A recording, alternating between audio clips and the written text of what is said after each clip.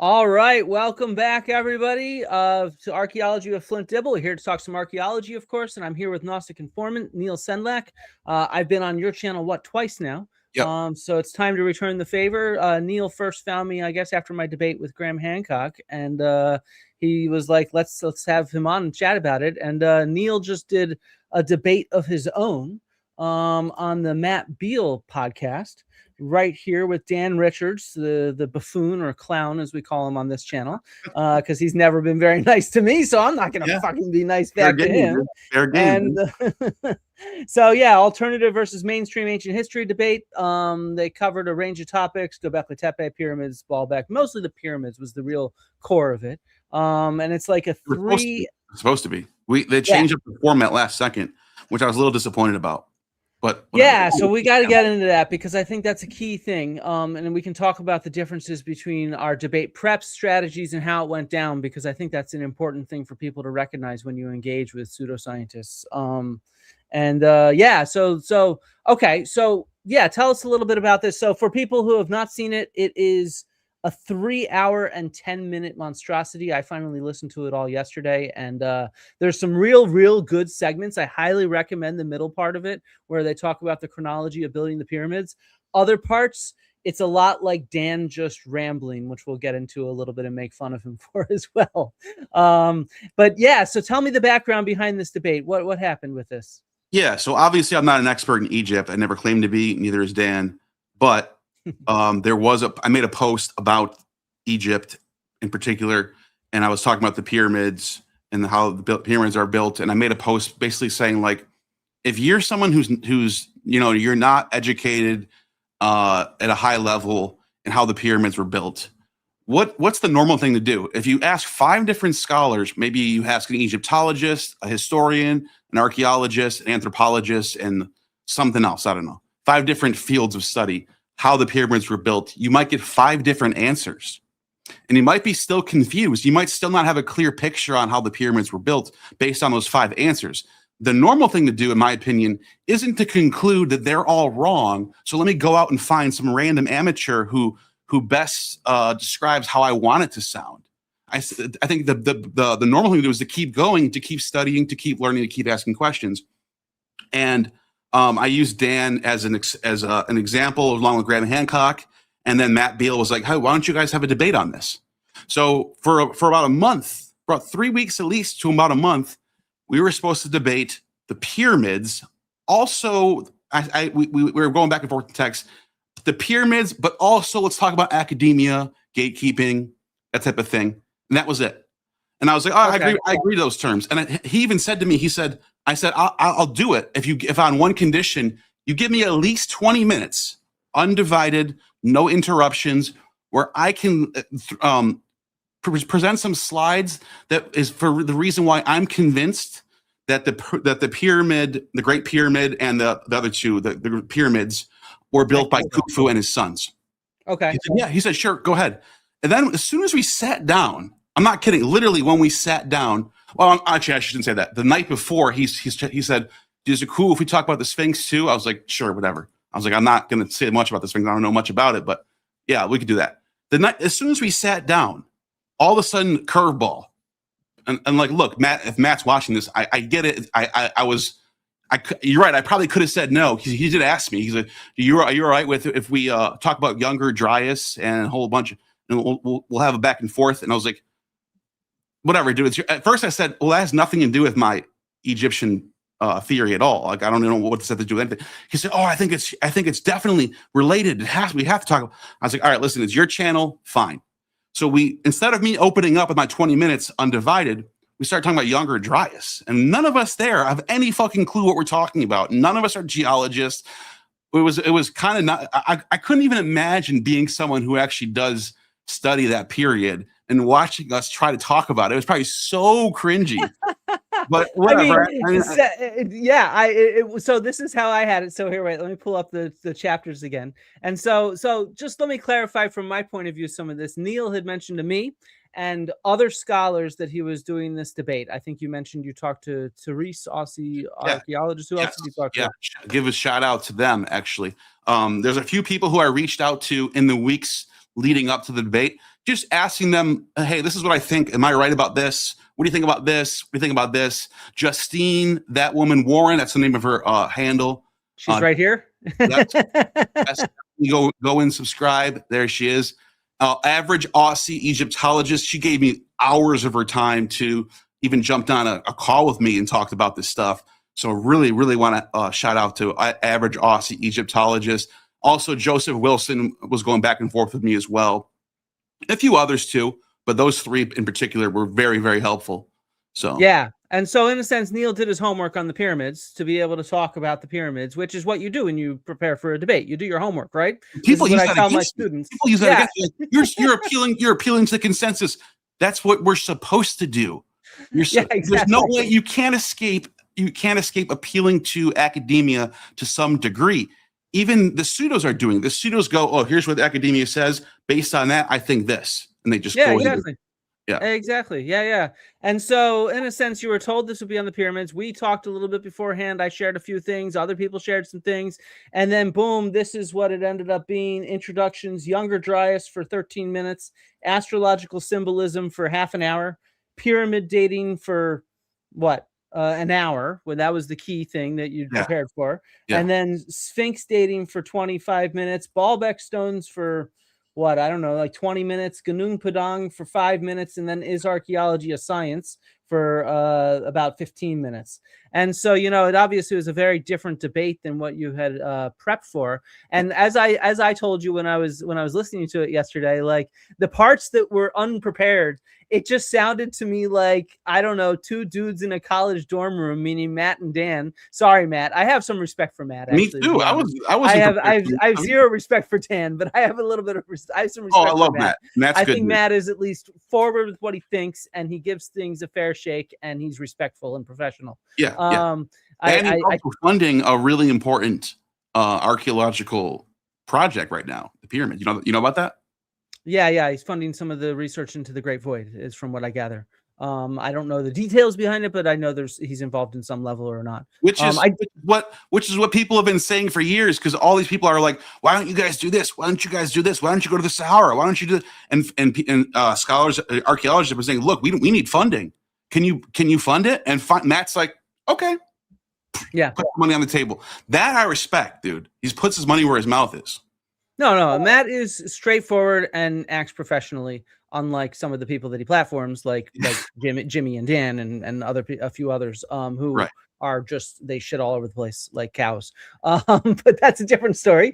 We'll get into some of that. But no, I have respect for Matt in that sense. In fact, I've invited Matt on here because he was pushing back after he had Filippo Biondi on.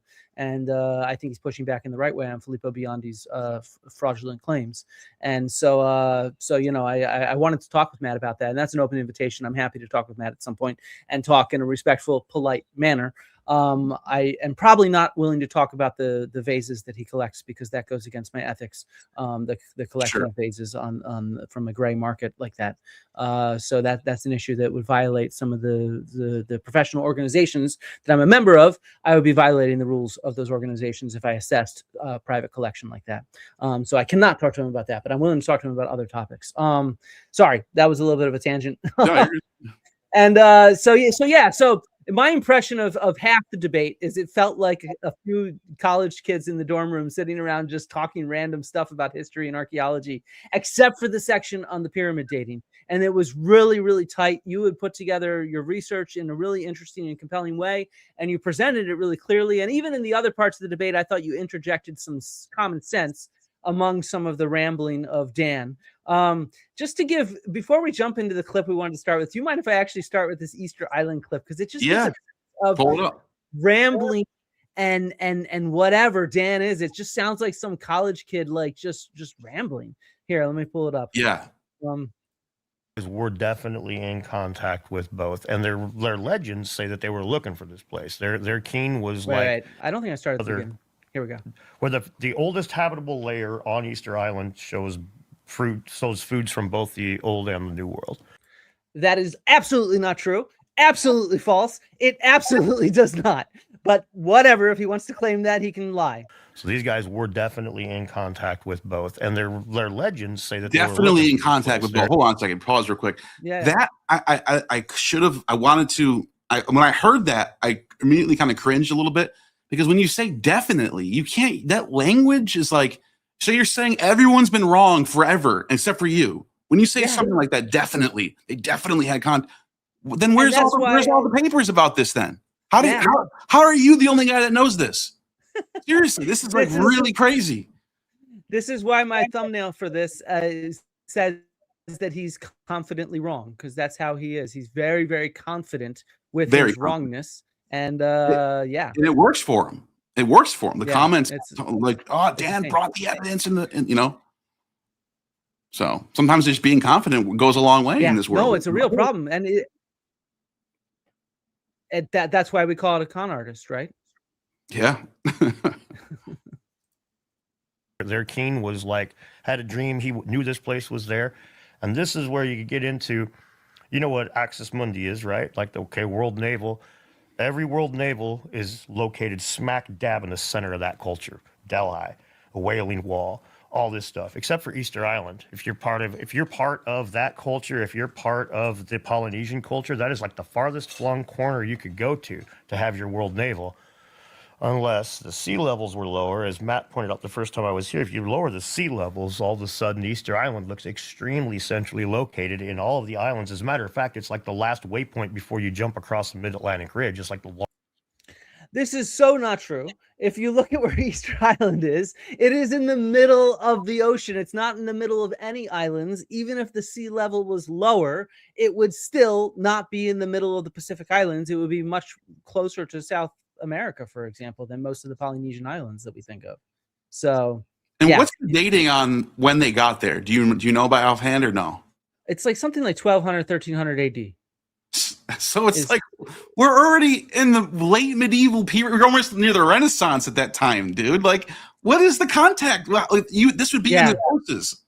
Now, what he's muddling up here is some real stuff, which is that there is now evidence for contact between the Polynesians and South Americans, but we're talking like 1300 AD, something like that. We're talking not 10,000 BC, Younger Dryas. This is a topic about Younger Dryas period. Yeah. Right. So why are we talking about 1200 AD shit then?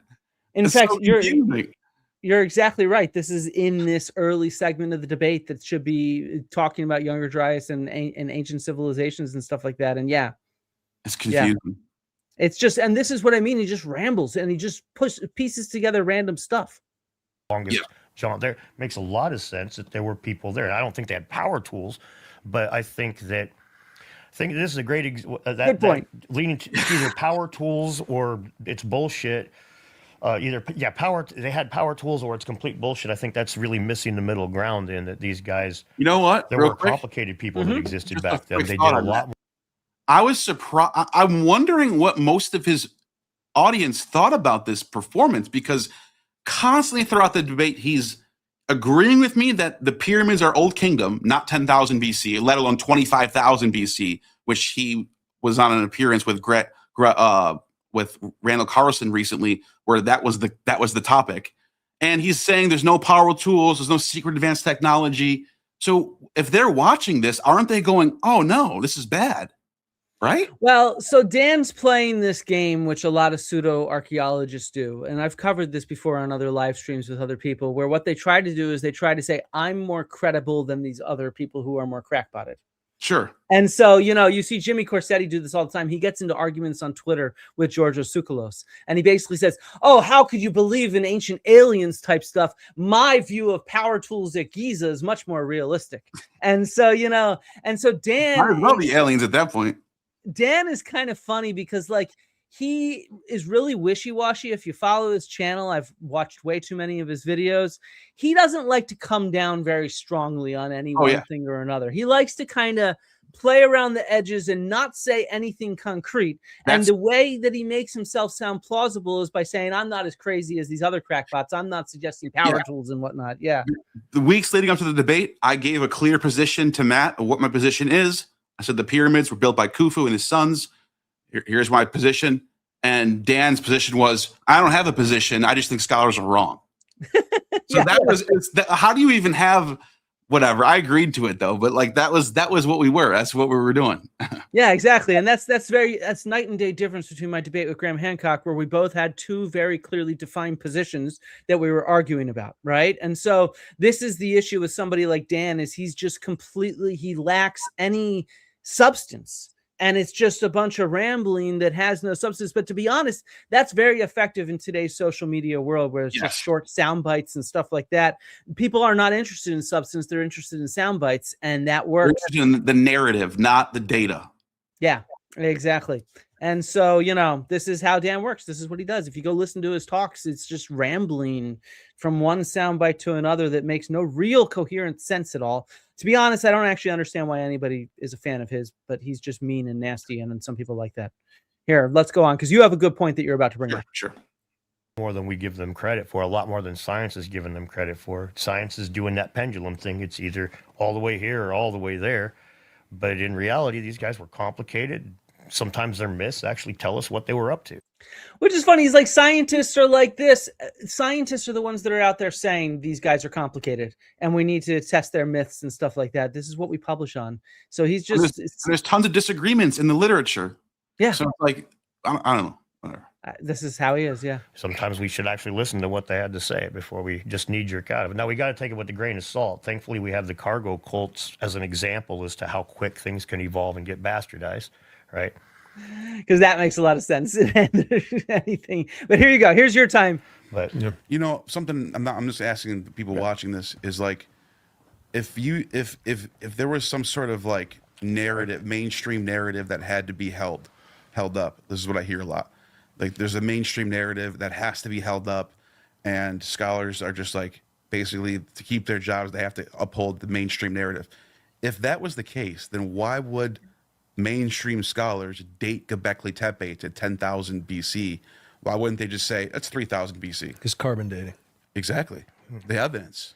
Well, So the evidence. So this is okay. So they accept the carbon dating for Gobekli Tepe because they like the answer. But why isn't the carbon dating for the pyramids good to them? Why is that one happening? I don't even know why they like the Gobekli Tepe one. It makes no sense to me because it dates after their period of Atlantis, and it's just like it dates to a period we already knew there were monuments. You brought up Jericho, Tal Sultan at another point, and so it's just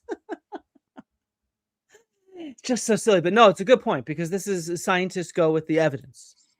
And he answered it correctly. Dan answered that correctly. I'm sorry, Matt answered that correctly. Yeah. Let's see. I just lost where we were. I'm just asking the people watching this is like, if there was some sort of like narrative, mainstream narrative that had to be held up. This is what I hear a lot. Like, there's a mainstream narrative that has to be held up, and scholars are just like, basically, to keep their jobs, they have to uphold the mainstream narrative. If that was the case, then why would mainstream scholars date Gobekli Tepe to 10,000 BC? Why wouldn't they just say it's 3,000 BC? Because carbon dating. Exactly. The evidence. Well, so if the evidence shows something, it gets published, and that's it. And people change their.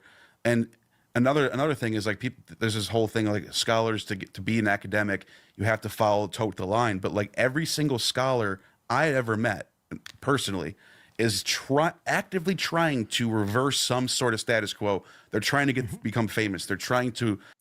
Exactly. I will have a video coming out in the next week or two, depending on when I have a big paper that's about to be published in Archaeological and Anthropological Sciences, and it's going to completely change the status quo on how we understand the underpinnings of the Greek economy and the sort of flourishing of classical Greece based on how they sort of, the economy is based on agriculture and animals and stuff like that. And so it's going to, it's in my mind, it completely rewrites history. And I think a lot of my colleagues are very excited about it. And this is what we do, right? This is exactly what we do. This is what we want to do. We want to come up with something new, not just maintain the fucking narrative. If there was evidence that the pyramids existed deep into the Stone Age, someone would want to publish that. Someone would want to get their name on that. They would want to become world famous. That's the thing is, there just isn't that evidence. That's the thing. Exactly. And I've learned this over the years because I host a lot of PhDs on my channel, and every single one of them no question, every single one of them is actively trying to write books, papers, dissertations, trying to not shock people, but yeah, in a way, they're trying to be like, look what I found. Look at this new thing. Or I just debunked this old thing that we thought. It's never just, I'm just going to rehash what everyone knows. Yeah. Never that. Exactly. It never is. The only time you do that is when you're teaching an introductory level class. That is your goal. Or if you're trying to share stuff with the public, like on YouTube or giving a public lecture about a topic, you're going to give the narrative of, Right. not the narrative. You're giving what the evidence is in a big picture rather than the thing that you research, which is a very small picture of the big picture on average, right? And so, you know, very rarely do we do a piece of research that can rewrite the big picture, which, like I said, I that's my hope for my next paper. But most of my papers are not trying to do that. Most of my papers are dealing with a specific issue. And this is dealing with a specific issue as well, but it contributes to the big picture. But yeah, so it's just people, I don't know, they have this idea we have a narrative that we protect, and it's total bullshit. Yeah. Yeah. All right. Discover something that's brand new. They're trying to push back dates. They're trying to prove something wrong. That's the whole point of a dissertation, is to debunk something. That's how this whole thing keeps moving. So I just think it's kind of odd that you hear a lot. I'm not saying you guys say this, but you hear this all the time, that the scholarship is just there to keep the status quo. And I think it's the exact opposite. I wouldn't say that it's there to keep the status quo, but I would say that, like we saw it with Clovis first, and for the people that think that that's just a one-off, man, you go. We saw it with Clovis first. So I recommend everybody go and check out the live stream I just did 2 days ago with Tom Dillahay. And here, wait, I have this clip. Civilization. If we could call this up on the screen, Jamie. There's Tom at the top. He's the director of excavations The at Society for Multivariate. American Archaeology, of which Flint is a member, wrote an open letter to Illuminati. Netflix shortly after the release of my show, Ancient Apocalypse, really asking Netflix to cancel the show. Not to cancel it, this is quite cleverly put. They said they said reclassify it as science fiction. Now, to my mind, a lot different than what is the canceling, by the result way. of It is. It is. 50 plus years of work on my part, being reclassified as science fiction is as good as cancelling it. Netflix did not reclassify it as science fiction, but archaeology, the Society for American Archaeology, says that it really sees no evidence for an advanced lost civilization of the Ice Age. Yes. And that it's simply, my series is simply entertainment with ideological goals. So I want to get into the parts of the world that that archaeology has not looked at, that have been. It's kind of interesting, though, from that statement, just the last thing. Contrary to Hancock's claims, archaeology does not willfully ignore credible evidence, nor does it seek to suppress it in a conspiratorial fashion. You know, but we just showed that. Yeah, we just showed in the case of Tom Dillahay that his evidence was suppressed. Tom but in the picks case up. of Jacques Cinq-Mars, his evidence was suppressed, that archaeology was not open-minded about the work of these guys, that they suffered humiliation and great difficulty in advancing their work. And furthermore, I'd like to make another point clear at this point, Flynn. So that's the clip, in a sense, and this is something that Graham Hancock and others repeat repeatedly, that suppressing your work in a conspiratorial fashion is akin to the arguments that archaeologists make against pseudoscientists and claims for ancient aliens in Atlantis and stuff like that. I'm wondering what you think about this, having lived through some of this and thinking about the milieu of culture. Yeah. This is the guy he mentioned? Yeah, this is Tom wow. Dillahay, who he just mentioned. And so this is Dillahay's response. Dillahay had no idea he was mentioned in this Joe Rogan debate. He didn't even know much about Graham Hancock or anything. So I told him about this before I interviewed him about the recent dating controversy about Monteverde, and he agreed to respond to it. And so here's his response, because it's just so funny. Culture today and pseudoscience and whatnot. Well, I can't comment on Atlantis and pseudoscience. I know very little about pseudoscience. I would not say that the data at Monteverde has been suppressed. That's not the word I would use. Mm-hmm. I'd say it's been heavily criticized in publications. And since it's been published by others, and also let's stay off the negative a second. There's been a tremendous amount of support and positivism about Monteverdi too. Okay. So there's been criticism. So this is how it's supposed to work. Exactly. If you publish a paper that shocks the consensus, you're going to get a bunch of criticism because they think this is the consensus. They think you're wrong. And then you present counter evidence, and then people go, oh shit, he's right. And then you get support. That's how you change the consensus. I even brought this up in the debate. This is normal. This is normal. This is normal for just a Twitter engagement. For fuck's sake, you're on Twitter, you get criticized. I just had a fucking engagement with Asmongold, and we criticized each other back and forth. And it's like, this is normal. Nobody shut each other down. I mean, I locked the replies afterwards because I don't feel like being swarmed by his fans. But, you know, like that's it. I didn't shut down my conversation with him, and I don't shut down my conversation with Graham Hancock. I went and had it on Joe Rogan with him, and nobody shut down Tom Dillahay. In fact, later on, I didn't clip it out. He mentioned how he never, ever failed to get a grant from the National Science Foundation. Every single one of his applications for funding for Monteverdi, even in the heat of all the criticism, was approved. I bet he had more people reaching out to him because there's such an intriguing line of inquiry. You probably have more support in that sense, let alone, but yes, the criticisms, the counter arguments, that's supposed to have. What do you think is supposed to happen? You think someone's supposed to come along, write a paper, change the consensus, and everyone's supposed to go, oh, it's changing now. Everyone changed their minds. It's not supposed to be that way. It's supposed to be friction. It's called the dialectic. Exactly. No, you're exactly right. That's a good Platonic term. The dialectic of Socrates, where you go back and forth in discourse to be able to constantly the oldest known way of getting to knowledge. Yeah. And so, you know, this idea that anybody is shutting anybody down, we're not shutting down Graham Hancock or Dan Richards or whatever. They're free to go do whatever they want. That said, in my professional opinion as an archaeologist, what they do is science fiction and pseudoscience, not legitimate scholarship. And I have the right to express that opinion. You got a problem with that, then you're trying to shut down my right to speak. You know, exactly. It's that simple in many ways. So, okay. So this is, I think, gives a good setup for people on the areas not around the pyramids. It was kind of rambled a bunch. Neal brought some good points. Dan rambled and jumped around from navels to, I don't know, all sorts of random stuff, to be honest. Yeah. And he didn't bring a single prepared section of his own, did he? He didn't at all. No. And when I brought up the older Dryas, they were just like, well, I don't know. Yeah, I thought that was a good response because it was like they ended up saying maybe there was two comments. Like, really? Now we're going with two comments? Okay. So, okay, but let's get into the pyramids. You sent me a clip from this debate that you had prepared, and the crux of the argument over this debate for the mid-hour of it, for a good full hour, was the dating of the pyramids. Do they date to the time of Khufu, about 4,500 years ago, the ones on Giza we're talking about? Or could they date to some other time period, 10,000 years earlier, 200 years earlier, whatever?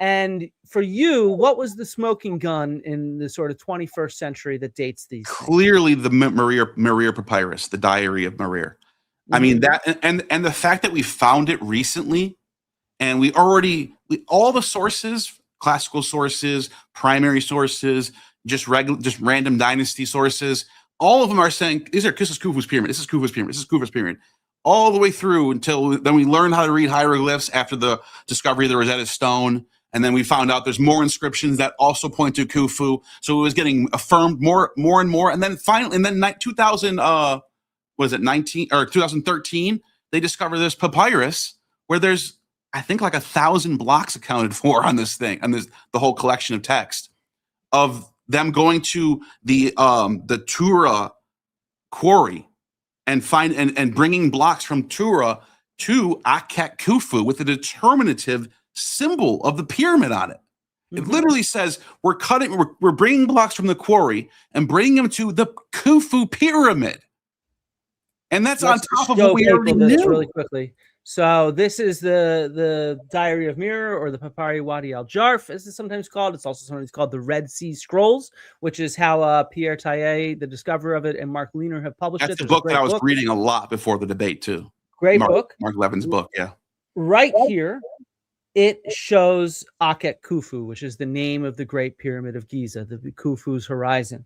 And when we're talking about is pyramid on here, what does this look like to you? It's the pyramid. Yeah, this is the hieroglyph for pyramid. Determinative. Yeah. It's pointing to pyramid of, basically, right? Wouldn't it be like a sort of like a genitive form? Well, so this ibis here is the Akhet, and then this is the cartouche for Khufu right here. Yeah. And so so it's the pyramid of Akhet Khufu is what it's saying right here. And so it says very clearly, clear as day. Yeah, clear as day. Yeah, go ahead.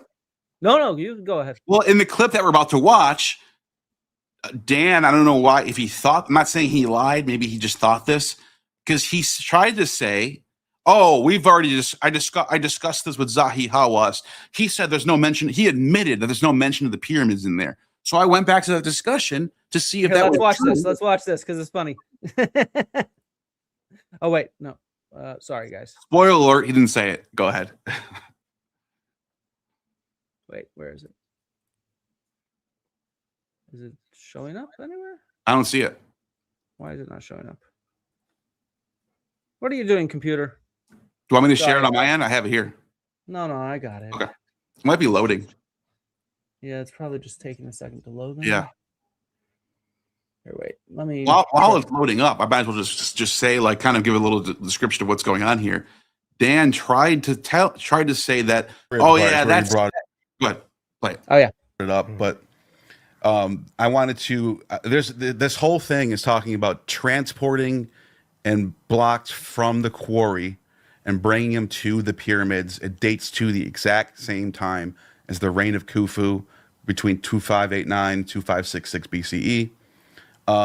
It says Inspector. In fact, more precisely, it mentions, I think, the 27th year of Khufu's reign. Right. So it even has a more precise date on it. Marir spends the day with his file, hauling stones in Tura South, spends the night at Tura South. That's what it says in the Egyptian. This is a translation. Then it says he cast off with his file from Tura for the pyramid of Khufu, for the Akhet Khufu, spends the night at She Khufu, sets sails towards the Akhet Khufu, the pyramid of Khufu. And by the way, that's the word they use for the pyramids of Khufu in other sources. All the old Khufu. dynasty sources, that's what it says. Cast off the pyramid. Exactly. Every single source is called Akhet Khufu. That's 100% true. Pyramid of Khufu in the morning goes back to Tura. So this is the smoking gun. Yeah, we have this is interesting. Again, I'd like to be able to look into this. This is interesting. Again, I'd like to be able to. Now, pause this. This to me is shocking, because you have this strong opinion that scholars don't know what they're talking about and that they're wrong and there's no evidence and all this stuff, but you didn't even know about this? Yeah, here, this is a good comment in the chat. Watch Dan's body language as he starts to squirm. Yeah, I had to do a zoom in, even though there was I don't know who edited this, but they it's like they wanted to keep this part out or something, because they only show it on that. I'd like to be able to look into this. This is interesting. Again, I'd like to be able to look into this. This is game over. And I love it where it's like, this is what his entire career is at this point. He's a YouTuber that YouTubes about ancient Egypt, and he mixes up sites like Saqqara and Abydos, and this is something that is well published. The information. This is interesting. Everyone knows to look into this. Everyone knows this. Guess what, Dan? You can look into this. You can go to your local library and you can read the book, The Red Sea Scrolls. But here, what's going to happen when you look? I'd like to be able to look into this, and then what? What are you going to do? Do you think we're all waiting for Dan to go look into this? No, no one cares. Drunk over the book is what he'll do. No, what are you going to do? What are you going to do after you look into it? Look into what does that even mean? Look into it. As Justine puts it, the dude who claims to read constantly and knows all about Egypt somehow misses. Missed the biggest one of all. By the way, this confirms he's not actually keeping up with the papers on Egyptology. There's no way you don't talk about this. There's no way. Hey, wait a second. I got a very generous super thanks. Thank you, Balthazar. He says, I'm just waiting for one of the pseudoscience hacks to claim that there was an ancient concept of selling the concept of building burial chambers, and that's why we call them a pyramid scheme. Yeah. I like it. That's exactly what it is. The pyramid scheme is what Khufu's running, you know? Yeah. Okay. Yeah. So Dan refuses to look into this. Let's see what else he lies about. This is interesting. Again, I'd like to be able to know look about into This is because, they well, just discovered this in 2013. Yeah. So this is new. But I- this is the smoking gun. And the main thing that people need to take home from this is we've always thought, just think about this. Imagine you're in 2013, and this is the reason why I showed this last. I even showed it after Herodotus, is because our knowledge, our collective knowledge as amateurs and scholars alike, we've always been thinking Khufu, Khufu, Khufu, Khufu. And then one day we discover a papyrus that literally says it's Khufu. Which, by the way, I really like this, and I want to highlight this for a second. People claim that archaeology is not a science because it's not repeatable. But this proves that it is. We have a bunch of documents that tell us that Khufu is the builder of it. They all date later.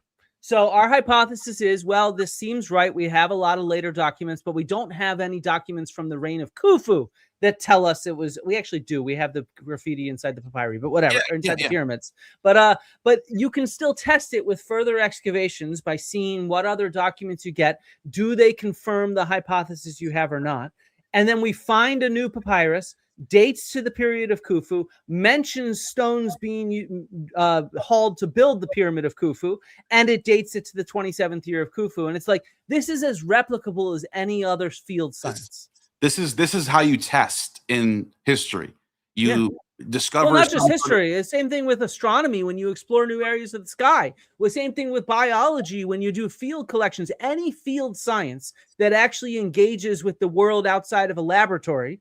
This is how you test hypotheses. Exactly. This is, not all of science takes place in a laboratory. We actually engage in science in the real world. And when we do, we have to test hypotheses with real world evidence by finding new papyri, by looking at organisms in a certain region, by looking at a certain area of the night sky under a telescope, whatever. And then we build hypotheses about what we'll see and we test them. And for the people that that are aware of this and say this is just for the casing, you're just violating Occam's razor now. You're just looking for, well, we only know about this, so there could be still. It's the archaeology of the gaps argument. Like, but what about what we don't know type of thing? Yeah, but of course, take all the casing stones off and put them back on during Khufu's reign, and just that's what happened. It's so silly. And at the same time, we have the graffiti in the core of the pyramid that mentions Khufu as well. And people claim, you guys got into a big argument about whether they were forged or not. Dude, Zahi Hawass just found brand new ones. There would not have been brand new, and it wasn't him. It was a Japanese team, I think, with using high-tech scanners. He's just associated with it. If these were forged, there would not have been ones that were not visible inside this chamber. Also, in the 18th century, some explorers busted open one of the chambers that was sealed off, and inside that sealed off chamber, it had Khufu's name on it. Yeah, exactly. It's in an area that's sealed off. They're publishing it. We found more. It's fully confirmed, repeatable over and over again. All right, let's go on in this clip because it's going to get funny. It just like, to me, it's a smoking gun. And like, unless you think this is a forgery or somehow they faked this whole thing, good luck going with that route, because then I just can't take you seriously at that point. You know what I mean? I mean, I'm sure someone might have that idea in their head. But anyways, the next smoking gun, in my opinion, is it inconclusive that this is all what it says? Yes, it's completely conclusive. I'd have to look into that again because I have to look into it. No offense, Dan, but like, so what are you going to do? You don't even know how to read hieroglyphs. This is fully published as well. What are you going to say? What peer review are you going to do? Yeah, if he wants to look into it, he can. Archaeologist agrees on this. This is something that even when I brought this up to Zahi Hawass, he admitted that the pyramids weren't in that. So even when I brought this up to Zahi Hawass, he admitted that the pyramids weren't. That looked a little he sounded a little nervous when he wasn't sure of himself there. That's an example where maybe he's not quite as confident, but he's still even more wrong. Like, right. I looked into this. I wanted to find out if he was correct. And I just watched the entire thing. I read the transcript, did keyword searches. Zahi was never once admitted to this. The only thing from this clip, which you're about to see, is from Jimmy saying the word pyramid never shows up. But when Zahi's about to respond, he gets cut off, and then the subject changes. So he never got to actually respond to it. So here's what happened. And I've covered some of this in an earlier live stream. I think it's my old news episode 1. I don't remember. But yeah, let's watch it. In that. So evidence of moving stones. We have the Wadi al-Jarf Babai. Which, by the way, he's talking about the Great Pyramid here. We have evidence of hauling stones, the Wadi al-Jaf papyri, the Diary of Mir, whatever you want to call it. Yeah, they confuse him here. He's talking about Marir here. He's not talking about, right? No, they're the same thing. They're the same thing. Wadi al-Jarf is the Diary of Mir. I didn't know. Yeah. Okay. So the Wadi al-Jarf is a larger group of papyri. The Diary of Mir is one of them from there. Or actually, it's several, but it's the core of it is the Diary of Mir. But the papyri Wadi al-Jarf also includes some working documents from other people besides Mir. Got it. They're all part of the same working group, though. It includes, like, if you remember when when Zahi was on Joe Rogan, he mentioned Diddy. Diddy. Yeah, and Joe's like, P. Diddy? P. Diddy? And so Diddy was Mirror's boss. And then Zahi Awas, who has nothing to do with the Papyri Wadi al-Jarf or the Diary of Mir, he excavated at Giza the tomb of Dedi. And so we have some of the papyri of Dedi. We have Dedi mentioned in the Diary of Mir. And then we have the actual tomb of Dedi. And guess what? The tomb of Dedi says that he's known by Khufu. Khufu knows Dedi. That's actually what it says. That's his brag. His brag is, I am known by Khufu. Like, it's sort of like if I went up and was like, I'm known by Joe Rogan, bitch. You know, like, and put that on my tomb. Not that I ever would, God. But yeah. All right, here we go. This papyri, the papyri is talking about an overseer of a workman who went to Torah to cut the white fine limestone for the casing of the pyramid. And he talked about his boss. Stones. So notice that Zahi mentions that the papyri are about the pyramid. This is so hard to watch. You got two people who have no idea what the, can I swear? Yeah, of course, fuck it. Fuck they're talking about. They don't know the fuck they're talking about. And they look at their smug ass faces like, we're going to show this guy what's up. It's so cringe, dude.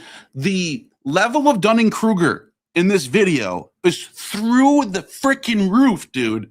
This was so hard to watch. Sorry. How the fuck would they know?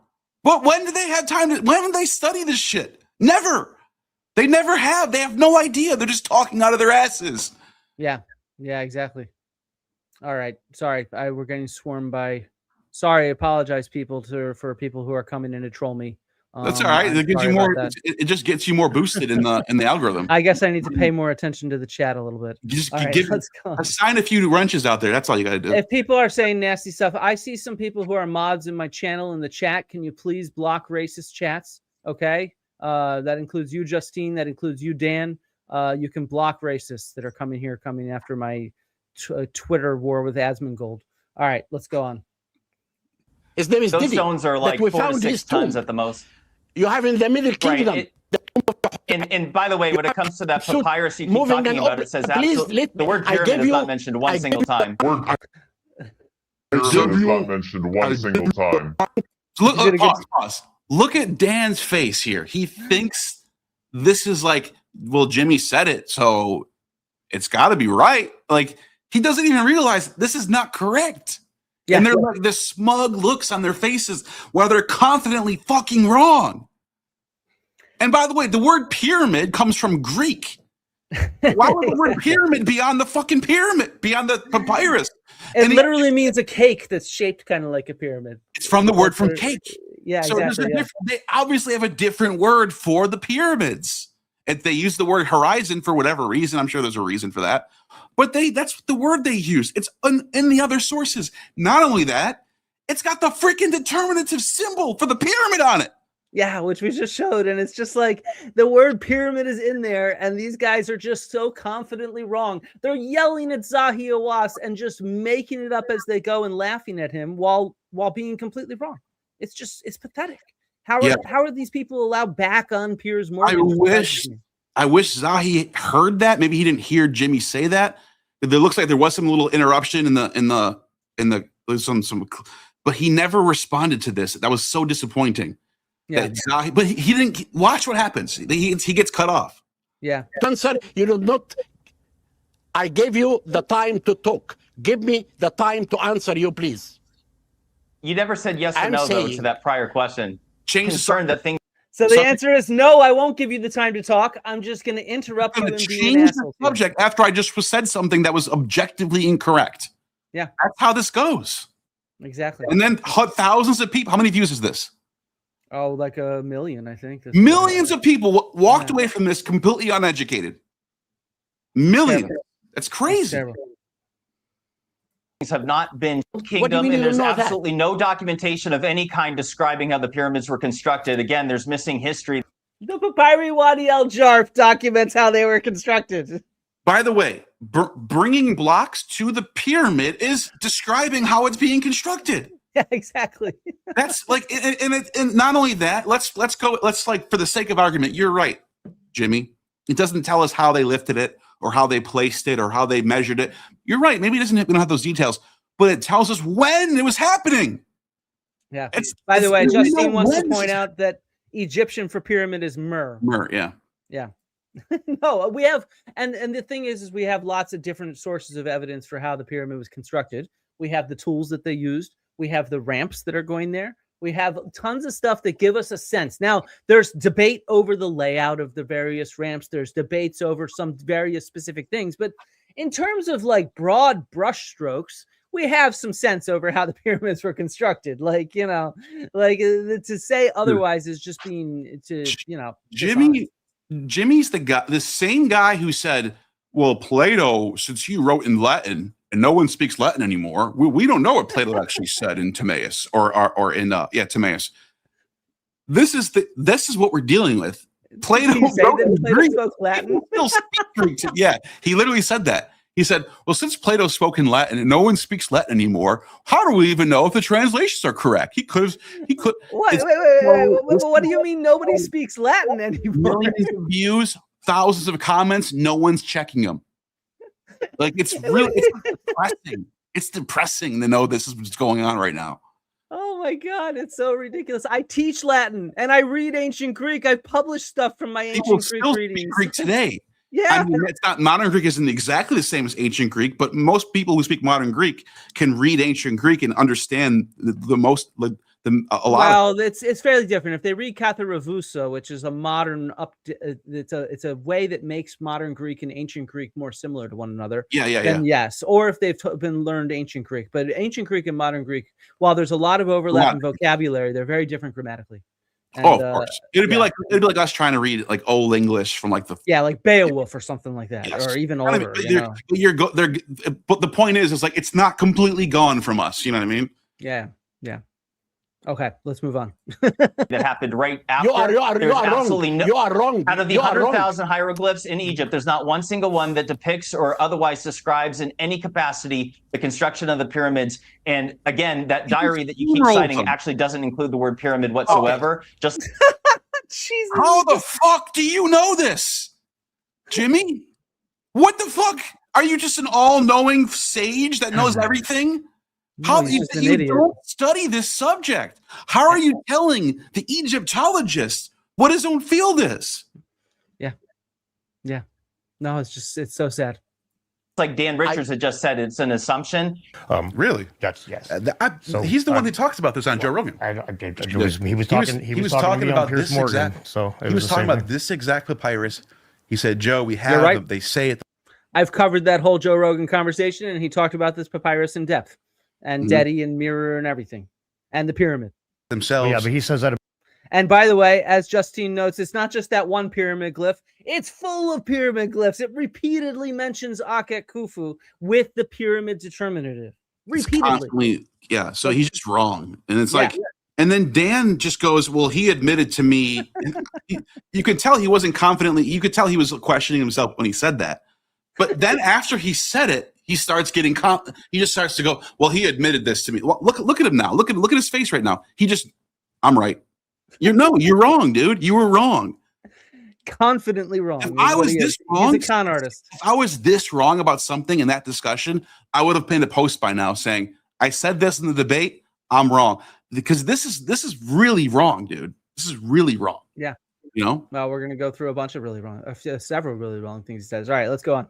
About all of it, about how the workers of Khufu were the pyramids. He always and when I pressed him on it, he didn't push on that. So again, wait a minute, pause real quick. You just said that you need to look into this, but now you press Zahi on this. What? Which one is it? I need to look into this. When I press Zahi on this, now all of a sudden you know all about this. And yet when Jimmy, who's the one that pressed him, Zahi clearly stated they were moving blocks for the pyramids. Yeah, he goes, you're wrong. You're wrong. Oh, God. Well, I think I don't think he understands. I think there's a language barrier because you asked him about Zep Tepe and he was like, huh? Yeah. Because and it's not. It's actually the other way around. The misconnection was on your part because in Arabic they have a different phrase for it. I get that, but I will point out that I'm not the guy who's been a science communicator in Arabic for the last 40 years. So sure. They call it they actually translate it. We transliterate it in English. The Arabic, for whatever reason, they translate it to the Golden Age or whatever it is, like Al Mara, I think it is. One of these. It's not as significant as Hancock and Dan and whatever make it out to be. It's just sort of like it's from a couple creations. But they're making it seem like he doesn't know his own subject. They're making it seem like this guy doesn't even know his own subject. But it's because you're saying you're saying the term and something he doesn't understand. He's an Arabic speaker, dude. Anyways. No. In fact, on NEXT has a good video on this issue from this specific Piers Morgan episode about Zep Tepe. For those anybody that wants to go check it out. I don't blame you. I don't blame you for having that reaction. Well, being like, I mean, what the hell? People were calling him dumb and saying, "I can't believe this guy's an expert." He just doesn't. He has a different phrase for that word. I get that, but so again, he didn't know what you meant. 40 years of communicating with us in English about that kind of stuff. You think that he would know what it means? I get what it just implied a bit of But that's what happened there. Anyway, I get it. So there might have been some other miscommunication. This is, from what I understand, this is the smoking gun. That's it. Yeah, that's it. So, I mean, that we can see here Dan just lying and being confidently wrong. And, you go in with some real evidence prepared and then he just makes up stuff. And this is why we have to be so careful when we debate people like this, because we have to be prepared for, and this is where Zahi sometimes gets into trouble. I thought he did a really good job on the last one. But the first Piers Morgan, which we just played the clip from, like they're just lying to his face and they're interrupting him and they don't give him a chance to speak up. And it's the same thing with Dan and you right here, where it's like, you have to take him at his word on what happened between him and Zahi. And it's just like, how are you supposed to respond in real time? Well, that's why we have the clip now, right? Yeah. Yeah. Exactly. Yeah. Okay, so do you have more you want to say on the papyri mirror, or should we jump into radiocarbon and stuff? I just want people to understand that Zahi never admitted that there was no pyramid. The pyramids are mentioned, and so that's confirmed. That's done with. We can seal that shut. Yeah, no, I agree. And in fact, he's very specifically at the beginning of that clip we played that you prepared. He mentioned it was for the pyramid. And like you said on Joe Rogan, he described it as being for the pyramid. And, every single place where Zahi has ever talked about that papyrus, he has specifically mentioned that it is for the pyramid. Exactly. So, it's like, yeah.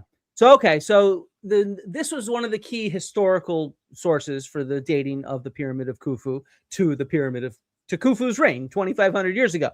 But just to set this up, there's also, surprise, surprise, radiocarbon dates from the pyramids of Giza, as well as around Egypt.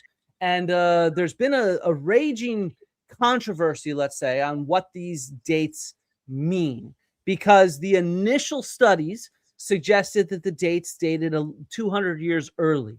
And it wasn't just the dates from these pyramids. It was dates from all over Egypt. It's called high versus low chronology is what it's called. And so more recent studies and we'll get into why we no longer think there's much of a discrepancy, but surprise, surprise, we no longer do. And we'll get into the multiple reasons why, because there are multiple reasons why. Do you have anything else you want to add before we go into this? No, I'm actually not fully aware of all the data and all the arguments about this. So I'm actually interested to hear about it. Yeah. Let's do it. So let's see if this will play right away. Cannot go back to 10,000 BC. No, wait. This keeps okay. This gives us a terminus post quem, in my opinion. We can't go farther than this now. So we can't go after the 6th dynasty, claiming that this is. We can't go. In my opinion, the carbon dating says we cannot go back to 10,000 BC because the organic material is in the mortar. And the mortar goes all the way down to the beginning, the bottom layers of the pyramid, in the core of the pyramid. And that mortar carbon dates to exactly the reign of Khufu. No, it does not. Which, yes, it does. Dan is being confidently wrong here. Some of it is based off of outdated literature. Some of it is based off of him just lying. I love how he goes, no, it does not, immediately. Like he's an idiot. Yes, it does. It correlates. It goes 230 years. Only the wood. No, not the mortar. The mortar is it's right. You're a little wrong here too. Yeah, I was going to say the mortar has wood and it has other material in it, but is it only the mortar that's been dated? Was I wrong about that part? There's a combo of things that have been dated. So the thing is that with the initial dating here, let me see if I can pull it up. So I think there was like reeds and other things that were like. In a sense, so here we go. Sorry. So when they took in the 80s and 90s a series of radiocarbon samples from the mortar in between the blocks on the inner stones of the pyramid. So these are not the outer casing stones. The outer casing stones were mostly removed. This is like the next layer or so in, and they used this kind of mortar, and the mortar included ash. They would burn material to help aggregate it together. And so that's what they're dating, this kind of ash that's in there. And the initial publication, let's see, is this on here? Here's the graph from it. All of these material from the Old Kingdom is dating early than what was expected. Which is important because Dan lies about this later. Same thing with you go later in time. Not you notice how years though. That's very important. Not thousands of years, but by a couple hundred years. But at the same time, there's a big range, and this is something I want to point out. Radiocarbon dates give a range. Okay, and this is especially true when you're taking kind of 20 dates from one context, like the Great Pyramid. You get a range of dates, and they line up with the historical thing. So if we go here, here's the Khufu Pyramid. You can see it stretches all the way along here, right? So it actually has some dates that match the historical period, and then it has a lot of dates that are 100 years, 200 years early. And you can see this with all of these Old Kingdom as well as Middle Kingdom monuments. It goes all the way down to Amenemhat, right? And yeah, so I was under the impression that it was just the wood that was off, but so now I'm seeing that it was the material in general. But I want to be clear. It's not, and I'll explain why. There's two reasons why it's not. Oh wait, did I just get rid of that whole video? Here, there's 10 academics right there, 10 professors, peer-reviewed paper right there. That's what I'm citing. People really hated that I said that when you say, and I wasn't trying because I don't think it would be the reason why I said that. Not to people think that's an appeal to authority fallacy, but I was trying to say there's 10 people all co-signing this. It's not just one person that wrote this. That was my point there. That's all I was trying to say. I wasn't trying to just go, oh, the scholars say it, so you're wrong. I was just trying to highlight this is like well established. There's 10 names on here. People, this is the consensus right now. This is the paper you're talking about. I was the one that actually shared this paper with you before the debate. Yeah. So we'll go into what the paper says. In fact, one of my friends is an author on it.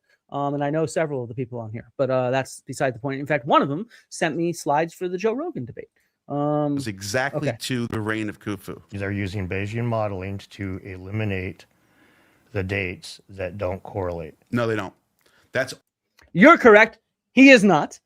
Let's go in. Only for the wood. It's only for the wood. I know what's wrong about that. What do you think that? What do you?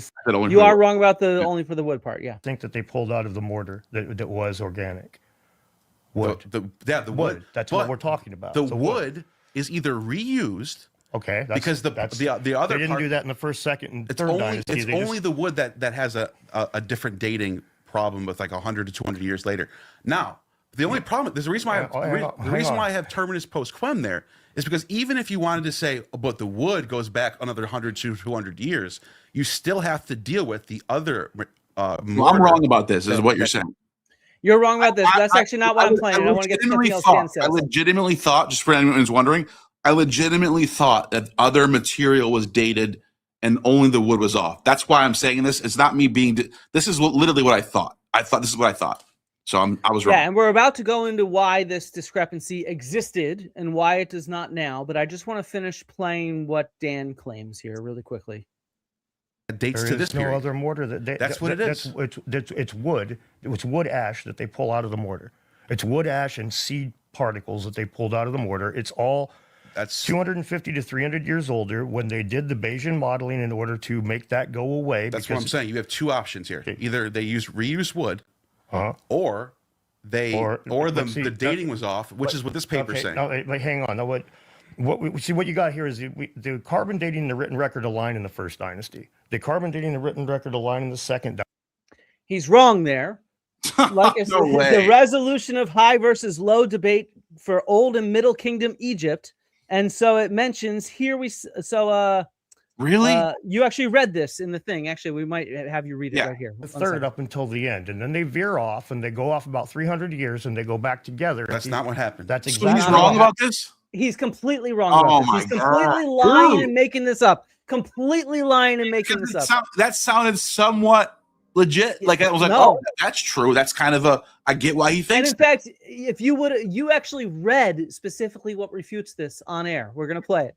Look at that screenshot right there. I'm telling you right now, that's exactly what happens. You're saying that all the carbon dating is older than the pyramid. That's not true. Hang on. I'm saying that the carbon dating, when they did all of the math and stuff in the old days, until they brought in Bayesian modeling, the carbon dating showed a 250 to 300 year older date. Yeah, when they brought in Bayesian modeling, and the way that they did the Bayesian modeling, I go through it in detail.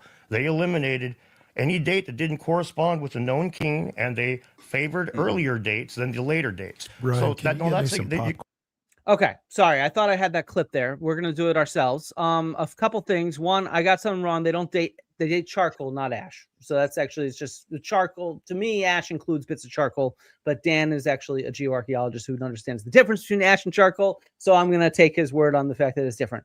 Franklin is saying, can we explain? He was lost in this part of the debate. And so this is where we need to get into an explanation. So first of all, let's point out where Dan lied. So I thought I clipped this, but I must have cut it out for the sake of time. You read the abstract for this paper to Matt during the debate. And this abstract for this paper actually proves right away that Dan's narrative is wrong.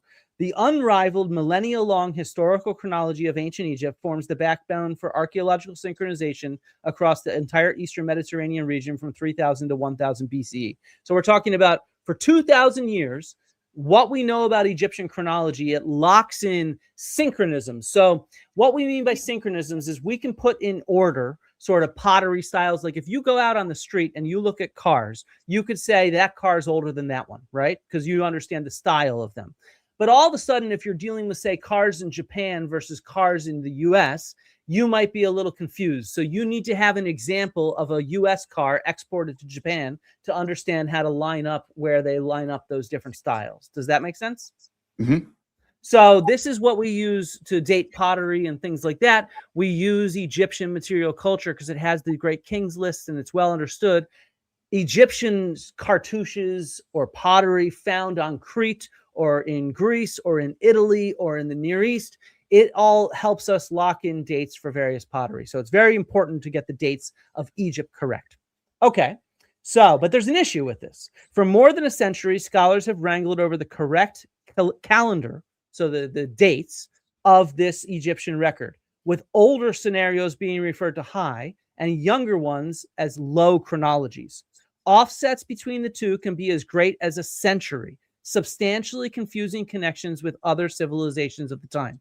That's why this paper is not about the pyramids. This paper is about resolving the high versus low debate for Old and Middle Kingdom Egypt. This is a problem that occurs for an entire 2,000-year stretch of Egyptian history. Okay? where the radiocarbon, different scholars, it's not just an issue of radiocarbon dates. It also has to do with the eruption of Santorini, the Thera, where Akrotiri is. It has a lot of stuff. There's also a high and low chronology for Aegean Bronze Age prehistory. So this is like a huge thing that hundreds and thousands of articles have been spilled on these high and low chronologies that relate to, does this cartouche show up with this pottery? Is there an ash layer from the eruption of Thera? What do the radiocarbon dates say? What do the dendrochronology dates say? We're talking really hundreds of articles have been written on this complex, man. This is not like... Yeah. And Dan, Dan in that clip literally goes, I know exactly how they dated it. I know exactly what their methods were. I know exactly what the data was. And I'm just like, I'm sitting there going, I'm rolling my eyes going, yeah, right, dude. So when he's saying that this is only during the reign of Khufu and Khafre that this is a problem, he's lying. This is an issue that is persistent. That didn't know till right now. And that kind of pisses me off because he kind of got me in that one. He kind of was like, that's a really strong, if that was really true that it goes like this, oh, it's perfectly, and then, just for Khufu, it's off, and now it's back again. That would have been a strong point, in my opinion. It's like, it's kind of a strong point. But so he's completely wrong, you're saying. So this paper, by the way, was published just last year, last year to the day almost. Today's May 27, 2026. This was published May 28, 2025. Brand new paper. It has some of the top chronologists in the Mediterranean on here. Stuart Manning has worked extensively, for example, on the eruption of Akrotiri and Thera. Michael D., he's the one that's done a lot of the radiocarbon dating for the pyramids in Egypt. Actual scientist, right? Yeah. Dorian Fuller is an archaeobotanist. 10 versus 10 actual scientists. Who's right? Yeah. So like Laurel Beestock, I dug with her at Abydos. Christian Knobloch teaches at Swansea nearby. He has also digged throughout Egypt on early dynastic stuff. So these people are top scholars in various different things. Some do radiocarbon, some do geochronology, some do archaeobotany, some do pottery, some do different things. They're working together to try to put together an answer to this big debate of low versus high chronology.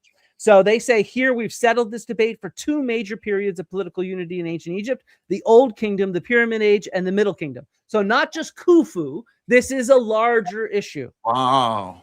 So we introduced 48 high-precision radiocarbon dates obtained through rare access to museum collections, as well as freshly excavated samples. So using the So they got more data. More data equals more precision.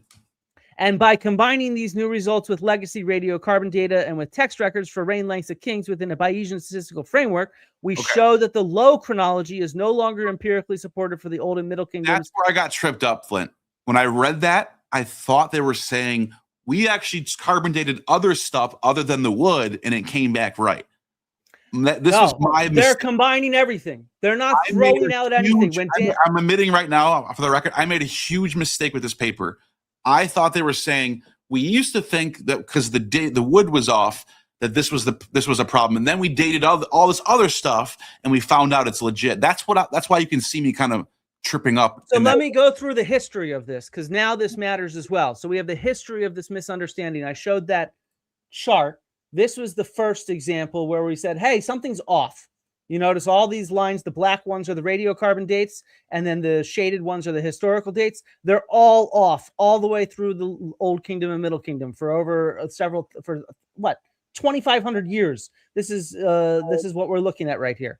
So we're talking about a huge, or it's multiple dynasties, 25 dynasties. Sorry, that's what we're looking at here.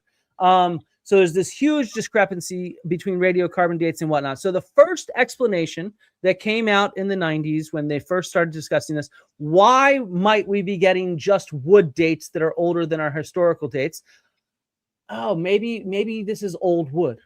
So what do we mean by that? Do you understand what we mean by that? Yeah. You recycle old wood to use as your mortar. So the wood could have been from an older construction site, and it could be 200 years old. And you demolition this site, you take the old wood, and you use it for the mortar. It actually makes sense why people thought that. And we don't think that's wrong. This happens all the time. Where especially when you're just burning material for mortar, you don't need quality wood. You just need something to aggregate stuff together, right? In this, yeah, exactly. And so oftentimes we see old wood. Another reason we might have old wood, by the way, is it's just from the inner part of the tree root or the tree trunk. So what you can do is if you have a cross section let's pretend this is a tree, a series of tree rings right here that's growing over 500 years from a really long-lived tree. If you date the outer part of the ring, it's going to date 500 years later than the early part of the ring, because that's when that wood grew. Does that make sense? So another reason we oftentimes have old wood. You can only date to when the tree died. No, you date when the tree grew. Oh, okay.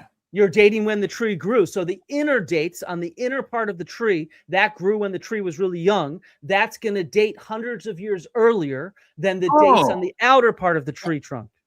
Really? Yeah. That's why it's older, because trees are hundreds of years old sometimes. And so this is a real, exactly. So this happens I didn't know all that the right time now. that we end up with older dates for radiocarbon due to people either burning old wood, or we have the intersection of a tree. So therefore the dates are, and then there's another thing that comes in here. And this is, again, before we get into Bayesian modeling and all this bullshit that he's saying is bullshit. And we'll get into why we use Bayesian modeling in a second and why it's a standard procedure. But the last thing that has resulted, did you notice that he says it's 200 years too old? Did you notice that he mentioned that? Yeah. But the abstract we just read mentioned that the issue is only 100 years off. I read that. Yeah. So and the reason I paused and said, "See, Dan, it's only 100 years." I said that in the debate. Yeah, you did. Yeah. And so the reason why this has shrunk before doing any Bayesian modeling, before anything else, is because what we are dating when we date radiocarbon is we're dating the percentage of C14, which is a radioactive isotope, to a stable isotope C13. So the C14 dissolves away with a half-life of, I forget what it is right this second, but it has a half-life. So every certain unit of time, half of it is present. Then after that unit of time, a quarter of it's present, then an eighth, then a 16th, until we can no longer measure it again, which takes about 50,000 years. So the issue is, though, is that the initial ratio of C14 to C13, that varies based on the atmosphere in the sky. So when we are living in the year 2026, there's a certain ratio of C14 to C13 in the sky. We breathe it in. That's in our bones. When our bones stop forming, that gets locked in, and then it dissolves at a half ratio. But the problem is the atmosphere is constantly changing. This has been much. So this is very complex. You can't. You're not just going to get standard testing on these things. They're going to change depending on what time we're in. And is it maybe place too? Location is probably a factor. Less so location, though. There are issues with being underwater. There's called the water reservoir and stuff like that. So there are issues with location, meaning micro location, but it's the atmosphere that's contributing to this organic material. And so what we have is what's called a calibration curve. Let me see if I can pull up an example of this, since we're really getting into depth. I didn't actually expect to get into too much depth, but this is I'm learning here. This is huge. Wish I knew it before. So these calibration curves here, I got a great example from Oxcal. Sorry, I got to get this up on my screen now. So here we go. This is the calibration curve, this blue thing. This is the ratio of C14 to C13 in a sense at different periods of time. And so notice how sometimes it's flat. That's what's called a radiocarbon plateau. So there's certain periods of time where, because the ratio of C14 to C13 is diminishing in the atmosphere, just as it would at the same rate that it would be diminishing when, say, an organism dies and it's at its half-life. That means if you have a date, I have this problem for 600 BC. If you have a date for something like 600 BC or a date from 800 BC, you cannot tell the difference. It's one of these plateaus. It's called the Hallstatt plateau. There's a bunch of different plateaus where you cannot really get very stable for that period. Is that what you're saying? It's not that the climate is stable. It's that the ratio of C14 to C13 isotopes in the atmosphere is changing at a similar rate to the radiocarbon half-life. Does that make sense? Yes. I hope that makes sense. No, it does. It made a lot of sense. Radiocarbon C14, it decays at a known rate. If the atmosphere is just coincidentally changing at that similar rate, the same ratio, all of a sudden you can't get very accurate dates. Right. So we are constantly updating this radiocarbon calibration curve, which tells us what the atmosphere was like at different centuries and millennia in the past, so that we can then accurately date this stuff. So how would you go about updating a calibration curve? Any thoughts? I mean, factoring in the rate of the CO2, right? Yeah, well, so you're thinking about the rate of radiocarbon, but what you can take is really well-known dated things. So like you can do a date not just on a piece of wood, but on a specific tree ring in a piece of tree trunk. And you know the date of that tree ring because you can count it using dendrochronology. And by doing that, since you know what it really should be, this tree ring has to date based on dendrochronology to, I don't know, 1500 BCE exactly. Well, then we can see what the radiocarbon date is, and now we can update our calibration curve. Wait, so there's ways to know based on the tree rings, you can know for sure how old the tree is before we even carbon date it?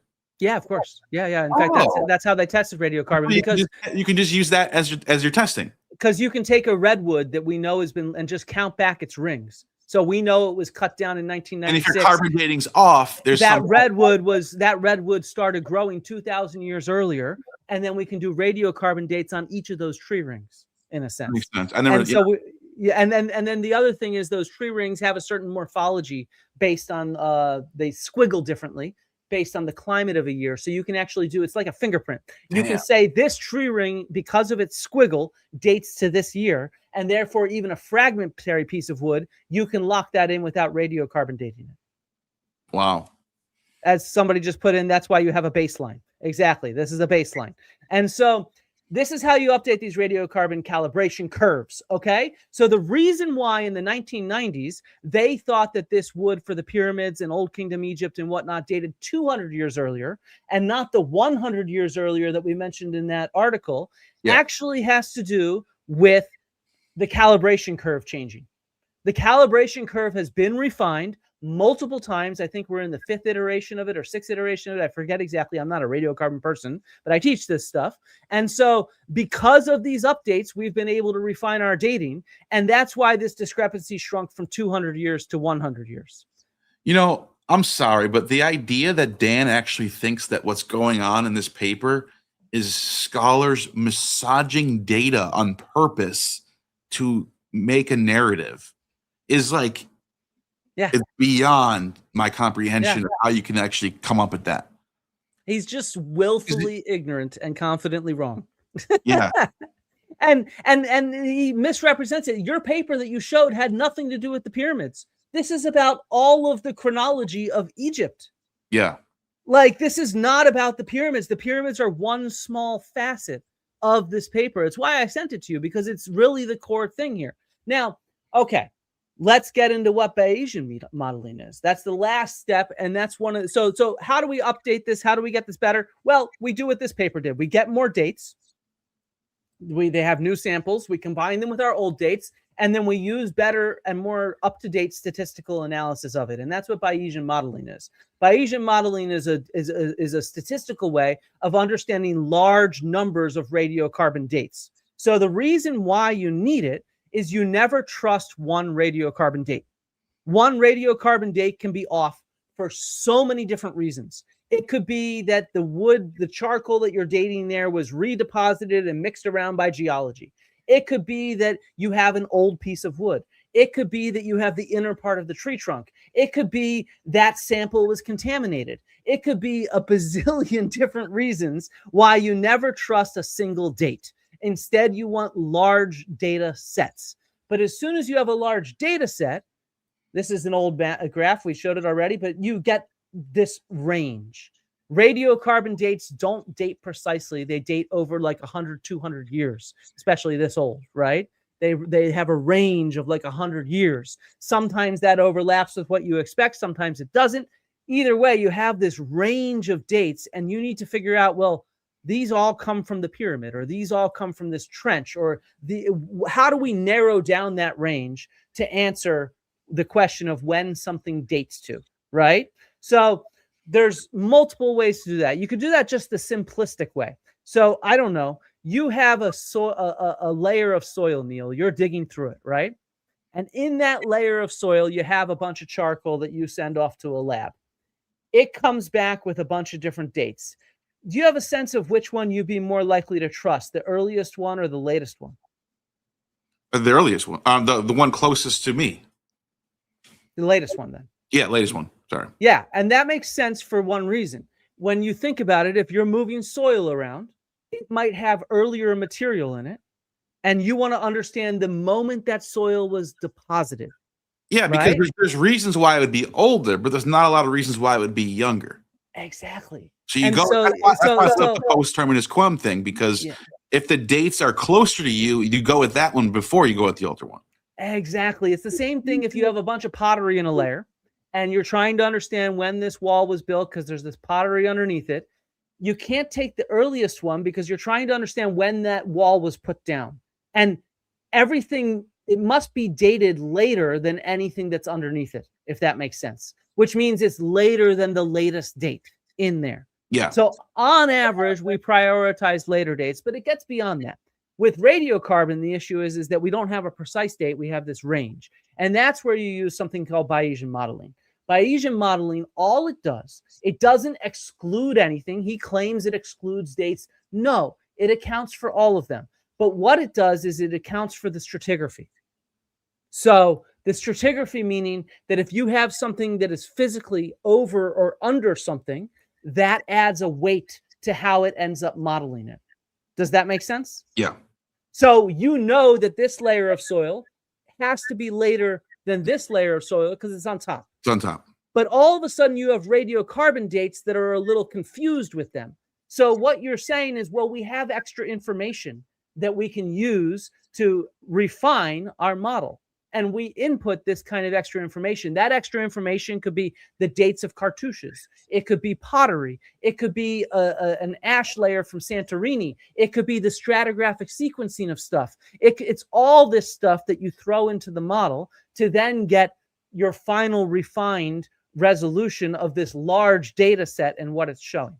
And so this is what Bayesian modeling is. You don't go through and say, I like this sample and not that one. You just say, this is all the information we have, radiocarbon, stratigraphy, pottery, etc. Let's see statistically how that then cleans up and makes my radiocarbon dates more precise and more accurate. That's all it is. It is absolutely standard procedure. Anybody who works with large number of radiocarbon dates does this. There's nobody that does not do it at this point in time. And as Justine put in the chat, Dan is also strangely silent that the Younger Dryas impact hypothesis team uses Bayesian modeling on their dates in their papers. Wow. This is standard. Like, so when I saw that part of the debate, I was just like, oh my God, Dan, you are just like a fucking liar. You are just a clown who is just making up stuff as you go and being confidently wrong. You know nothing about this stuff, and you're just saying we're selecting dates here and there when not a single date has been selected. I just explained the logic of how radiocarbon works and how that works. That's how it works. It's just pure, honest stuff. The paper that you showed is not even about the pyramids. It's about all of Egypt. Yeah. Which this problem exists all over Egypt, but it's been resolved now, or so it seems. Yeah. That's crazy. So... This is what's called a gish gallop. You know what that is? Yeah, when you just throw stuff at the debater, your opponent, and just see which one sticks. Yeah, and that's what Dan did to you. Yeah, that's what Dan did to you. There's some gish galloping going. Yeah, I noticed that. So, okay, just to finish up this radiocarbon section, I have one last clip I want to play of Dan. And this one, guys, I find to be funny. This was what I find really funny. This goes back to that old wood conversation. Problem with this, it's troubled us for a long time, but now are just a couple hundred years off. Science freaks the fuck out, and 15 years later, they're massaging the data away. That's exact. They say at the beginning of this paper, we got a problem with this. It's troubled us for a little time, but now because it doesn't make sense. Because all of the evidence is saying Khufu, Khufu, and then you test the wood, and it comes back a little bit older. Yeah. Not a lot older, not thousands of years, 100 years, and which means that it's either reuse. I think I actually think the convincing thing to me is before I even read this paper, people were saying they're reusing old wood. It's recycled wood. Why don't we see that in the 7th dynasty? Why don't we see that? Recycled wood. Why don't we see that in the 7th, 8th, 9th, 10th, 15th, 16th, 26th dynasty? We only see it. Which we do. Notice we just pointed out we do. Oh, he's completely wrong. He's lying and making this up. This issue exists. The entire bothered. That pisses me off. Middle Kingdom. He just lied to my face, and I took him for his word, man. Yeah. So we do see it. So you're saying we do see that? Let's go back to the paper. Wait, no, the paper's about all of Old and Middle Kingdom. This is a debate not just even in Egypt. That means that, I should have caught that. You're right. I should have caught that after reading that paper. This debate is not just in Egypt either. It's in the Aegean Bronze Age. This old high and low chronologies. So this is an issue that's been going on. Mediterranean. Yeah, it's been going on since radiocarbon was not first developed. Just Khufu's pyramid. It's all over the place. It's been going on since radiocarbon was developed.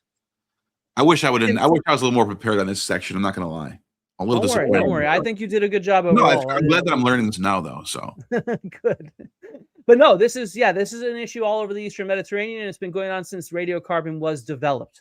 And personally, while I'm friends with some of those people, while they claim they've resolved the issue, I doubt they actually have. I'm guessing this debate will continue to rage in various ways or another. But it does not, by the way, mean that the pyramids date earlier than Khufu. It just means that we'd redate Khufu's reign earlier if we were to take it. That's actually what it means to Egyptologists. Which Dan ends up deciding on at the end of this debate. No, he claims it's a missing dynasty or some bullshit. But he says the reason why is because of this dating.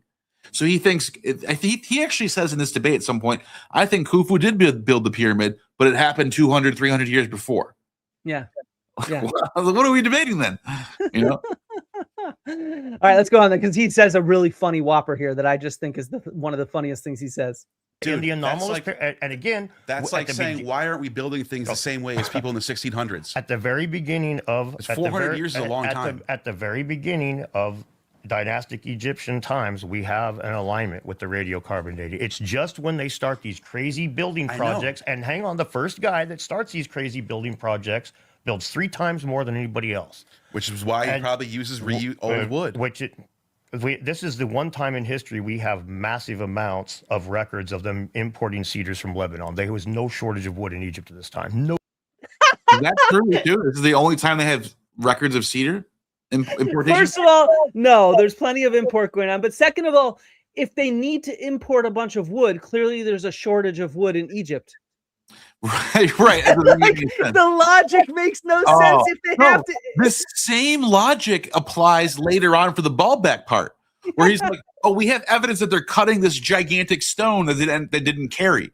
So that means there's evidence that they're doing this. He uses as evidence against it. It's the silliest argument I've ever heard. Why would they need to use old wood? They could get cedar imported hundreds of kilometers away. Like, what do you mean? That clearly shows there's a wood shortage. So of course they're going to prioritize old trash wood for making mortar. Silly. Yeah. As Justine, thanks for being here, Egyptologist, that archaeologist woman. There's records in at least the second dynasty. So even earlier of importing, there's records later. There's plentiful evidence of importing wood. Egypt is notoriously short of wood throughout this entire period. It constantly needs to import wood. It's why those boats that are buried by the pyramids are so impressive. It's one of the biggest finds of wood we have. I just realized how silly that is. You're actually right. They're importing wood from a totally different country all the way north. That means they don't have it. And not using railroads, not using cars, not using trucks. They got to bring this wood, like with donkeys and humans, and that's what they got. And so, maybe some ships for part of the way. So there's a major wood shortage of high quality wood in Egypt. We know this. It's well documented in multiple dynasties. And of course, they're going to use used up wood to turn into mortar. Right? Yeah. This is super logical. If your wood is no longer useful for building or for making a tool, you can burn it for another use. Wood today still. Exactly. Exactly. God, he's so stupid. It's just like he's so fucking stupid and toxic and such a liar. It just pisses me off so much. And makes me laugh tremendously because he's just so stupid. As one of my longtime friends, Franklin mentioned, Dan's brain is wood. So that was, that was fun. I think everybody here should have a decent idea of the date of the pyramid and why it's based on so many different pieces of information and chronology all over Egypt and the Eastern Mediterranean that we are working to lock together. It's not just one thing or another. It's thousands, hundreds of thousands probably of data points at this point that locks it in. Graffiti, papyrus, all types of stuff. Yeah. Pottery, yeah, all sorts of stuff. Yeah, exactly. All right, let's go on to a part which I thought you handled really well, but Dan also lied about. And this is one that I think will amuse some people in the audience. And yeah, this is actually, I think, one of your really good contributions here, like a unique point that people have not really compiled well. And this is really interesting. Let's show this. This is a list of people who either have. I hear this all the time from people saying, these people, these scholars, they don't know anything about architecture or engineering. They don't know anything about construction. Well, that's actually false. This is a list of people who either have dual PhDs or dual master's degrees in architecture or engineering and Egyptology. From all these people have contributed to Egyptology for over 200 years at least now, going back to the 1800s up until today. Some of them are still living. You see Arthur Callender's still alive, still writing, still teaching. And you can go to the next page. There's even more.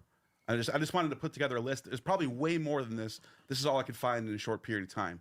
These are people with either dual masters, dual PhDs who study engineering, architecture, and Egyptology. So the idea that these are people, they don't know what they're talking about. They don't know anything about construction. That's not true. They do.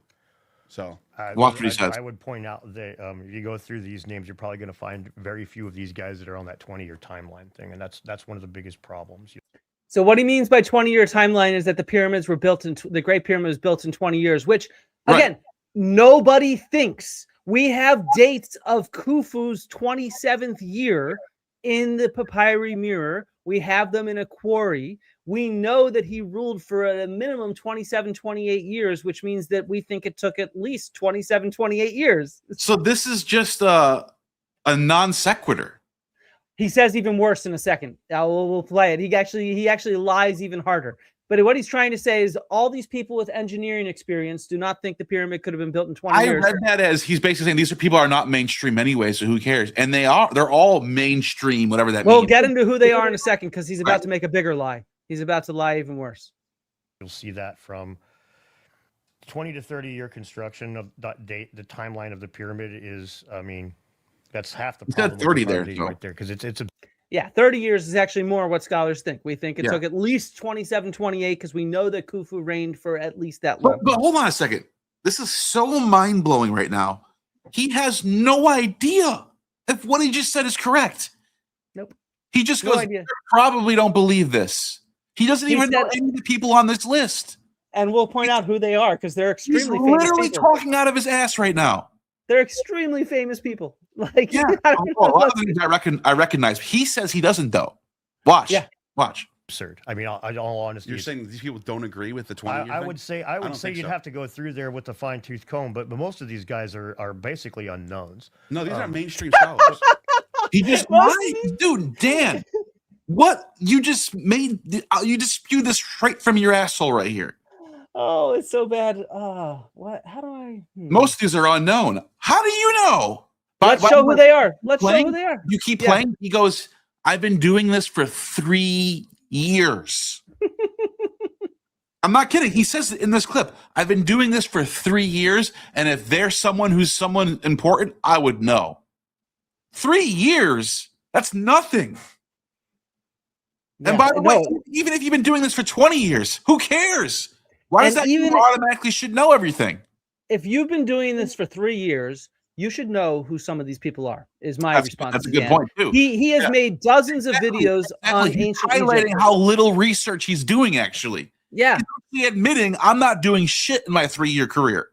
He's literally making money off of people. People are donating money to him and watching him, thinking that he knows stuff. Yeah, and he doesn't know asking questions. That's kind of silly, yeah. It's just absurd. Let's see who there is. Let's see. Come on. You can't zoom in here. All right. It doesn't. Frank Bonnier's number was a big one. Frank Bonnier. Well, they're all big ones. Yeah. Dude, Emil Barazé right here. He's the guy who excavated the fucking Sphinx. He's the guy who excavated the fucking Sphinx. He cleared out most of the sand around the Sphinx. Or Belzoni, Giovanni Battista Belzoni. He's the guy that first explored Khafre's pyramid, the middle pyramid, the one right next to Khufu. He's like one of the biggest names in the early 19th century for Egyptology. Baraz was one of the biggest names in the early 20th century. We're talking about the history of the field here. Ludwig Borchardt, he excavated Amarna, you know, where Akhenaten is from. Dan just admitted, he literally just admitted in that debate, I don't know shit about Egyptology. Yeah. Because by him saying these are all unknowns, I mean, imagine if you're a sports person and you had a list and it was like, let's do football. All right, you got Jerry Rice, you got Emmitt Smith, Troy Aikman, Brett Favre, and you're naming all these greats from all the different decades of NFL, and someone looks at it and goes, I don't know, those are all unknowns. This person does not watch football at all, doesn't know anything. Exactly. As this comment, that's the Hall of Fame of Egyptology. Dude, right in front of us. Engelbach down here wrote the first major authoritative book on how the pyramids were built.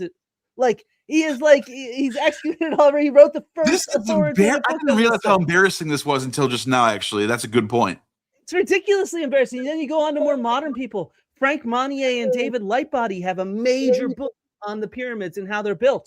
You have Dennis Stocks, who's the main experimental archaeologist. Who's I got his book here and stuff like that. Like Perrine over here again. He's the guy that explored the shafts in the Great Pyramid. These guys are like some of the top major names in Egyptology. Dan said these are unknowns. He just lies. He just says these are unknowns. Like, no, you don't know Troy Aikman, Jerry Rice, and Emmitt Smith. You don't watch. You're not an expert, dude. You know. Yeah. And I think that this list it's double in two ways. One, it really does show that Dan is just lying and speaking confidently and whatever. He's a con artist, is what he is. He just says whatever. It's not that I don't even think he thinks he's lying. He just fucking says whatever pops into his fucking head, like seriously, fucking clown. Jimmy does the same thing. Jimmy just spews shit straight from his asshole. Yeah. None of it makes any sense at all. He just says it.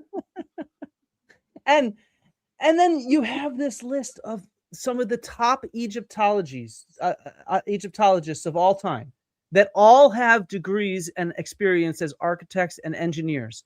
And the lies that Ben Van Kerkwyk and Dan Richards Jimmy Corsetti make about how Egyptologists have no experience building stuff. And it turns out that actually the Hall of Fame of Egyptology, going back 200 years up until today, they have plentiful hands-on actual architecture and engineer experience. Right. And it's like, and that's why this list, I'm going to keep this list. I might make a fucking more than Chris video Dunn. I bet you all those people know more about architecture and engineering than Chris Dunn. He's not even a PhD engineer. He's just some guy that worked as a machinist. And he wasn't even a machinist. No. Justine, who's in the chat, finally got him to admit he wasn't even that. He worked HR most of the time. So he's just some guy. He's just some guy. Guy who takes a ruler and goes to the Serapeum and looks at it. That's exactly it. And the ruler doesn't match up. And I love this. It's just too funny. It's crazy. Ben Kerkwyk was lying right to Matt's face in their podcast multiple times throughout that, because I'm not an expert, but I'm noticing things that I can tell that he's lying about. Like he told them there's no inscriptions of anything related to bulls in the Serapeum. Not true. There's a whole bunch of shit about the bulls and how old they were and which pharaoh loved them the most. All types of stuff. Oh, we never found any bulls. Yeah, we found tons of bulls buried. That's the Apis bull. He said we don't even know the name of this Serapeum until modern Egyptologists named it the Serapeum. That's not true either. It's called the House of Apis in Egyptian. Yeah. So these guys just lie to Matt, and Matt just buys it. It's just absurd. And they go around. I have this clip that I sometimes show when I'm giving talks for Egyptologist crowd, and where Ben Van Kerkwyk tells Joe Rogan that none of these people have any experience doing engineering or architecture. They're not interested in how things were built. And everybody in the crowd are just like, what are you talking about? This is our career. This is what we do. And it's just like they just completely spread this lie that there's no engineering or architecture experience in the field of archaeology and Egyptology. When you go and you look at this list, all these people have excavated, they've done engineering and architecture, and they've explored and published on the pyramids and on Egypt.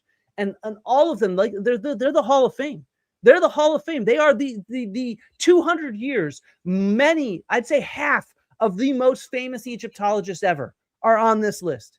Yep. So it's like you pulling this together is phenomenal for this reason, because it's just like, this is so in your face. Fuck you guys. You're just lying about us nonstop. Yeah. And then I did call him on that. I said, no, dude, this is mainstream. This is the mainstream. Yeah. If you keep playing that clip. Yeah. Yeah. No, that was the end of the clip that I okay. Yeah, I wanted to stop wondering. There, yeah. In case anyone's wondering if I checked him on it, I did.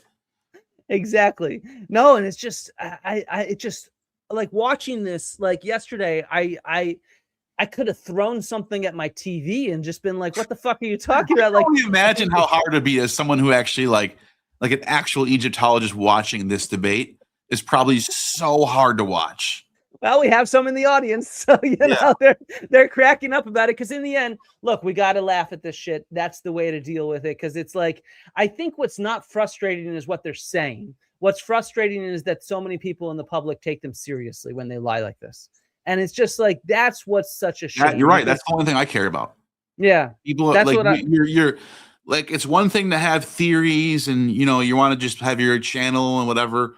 But like, if your career is based on miseducating the public, and that's what you do to make a living, and you're not actually putting stuff out in the world that's making the world better, but you're just taking money in by decreasing the population's IQ, that's horrible. That's like the worst thing you can do as a human being. Is to, of course, I agree. I think it's they make money off of this. Like they're proud of it, and then they get all huffy, like, oh, Zahia last lied. Are you kidding me? You guys are the lies. Zahia Watts made a fucking mistake. 1 out of like 10,000 things he said. You guys are wrong 999 out of 1,000 things you say. Like, right. and confidently so.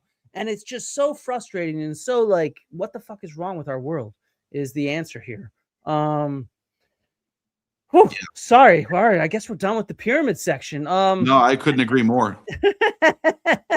No, but I really thought you did a great job pulling together that list. That was like, let's think of a collaborative video on it or something. We could do something together on it and like really slam home, hey, Egyptologists and archaeologists have this kind of experience. You guys are just lying about us, like it's just, it's a shame, It was interesting that there was no pushback on the section. I thought there's gonna be a lot of fighting over, can Egyptians actually cut granite?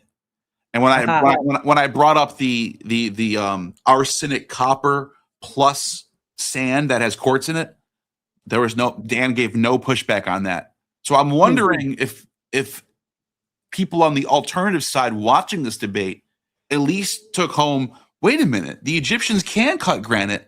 All the stuff that I heard from Ben Kirkwick and Jade, whatever his name is, Anderson, Anderson and those guys, they're wrong. I'm hoping that at least happened, because that's a big one. I hope so. We see this. The most scale. Granite's harder than copper. Granite's harder than copper. And it's like, no one ever says it's right there. Page 1, Egyptology 101. They use first of all, they have arsenic copper, which is self-hardening. Number 2, it's not even the copper that cuts it; it's the sand that has quartz in it. And this is 101. And so it's all look. And people have been cutting granite since before we were using copper. Right. Like that the reality is that I have a colleague in Bordeaux. I'm citing him in my book where he actually drilled through a hard stone agate, so it's as hard as granite, and he drilled through it with some students using literally just sand and cactus thorns. That's all you need. Because all you need is something to guide that sand, because the sand is hard enough to cut through it. It's why they use a copper saw. The saw now that's an advancement that copper lets you do. Is it lets you now saw through granite slowly, because the copper especially that arsenic copper. Well, that doesn't matter for getting through the granite. It's just there to guide the sand.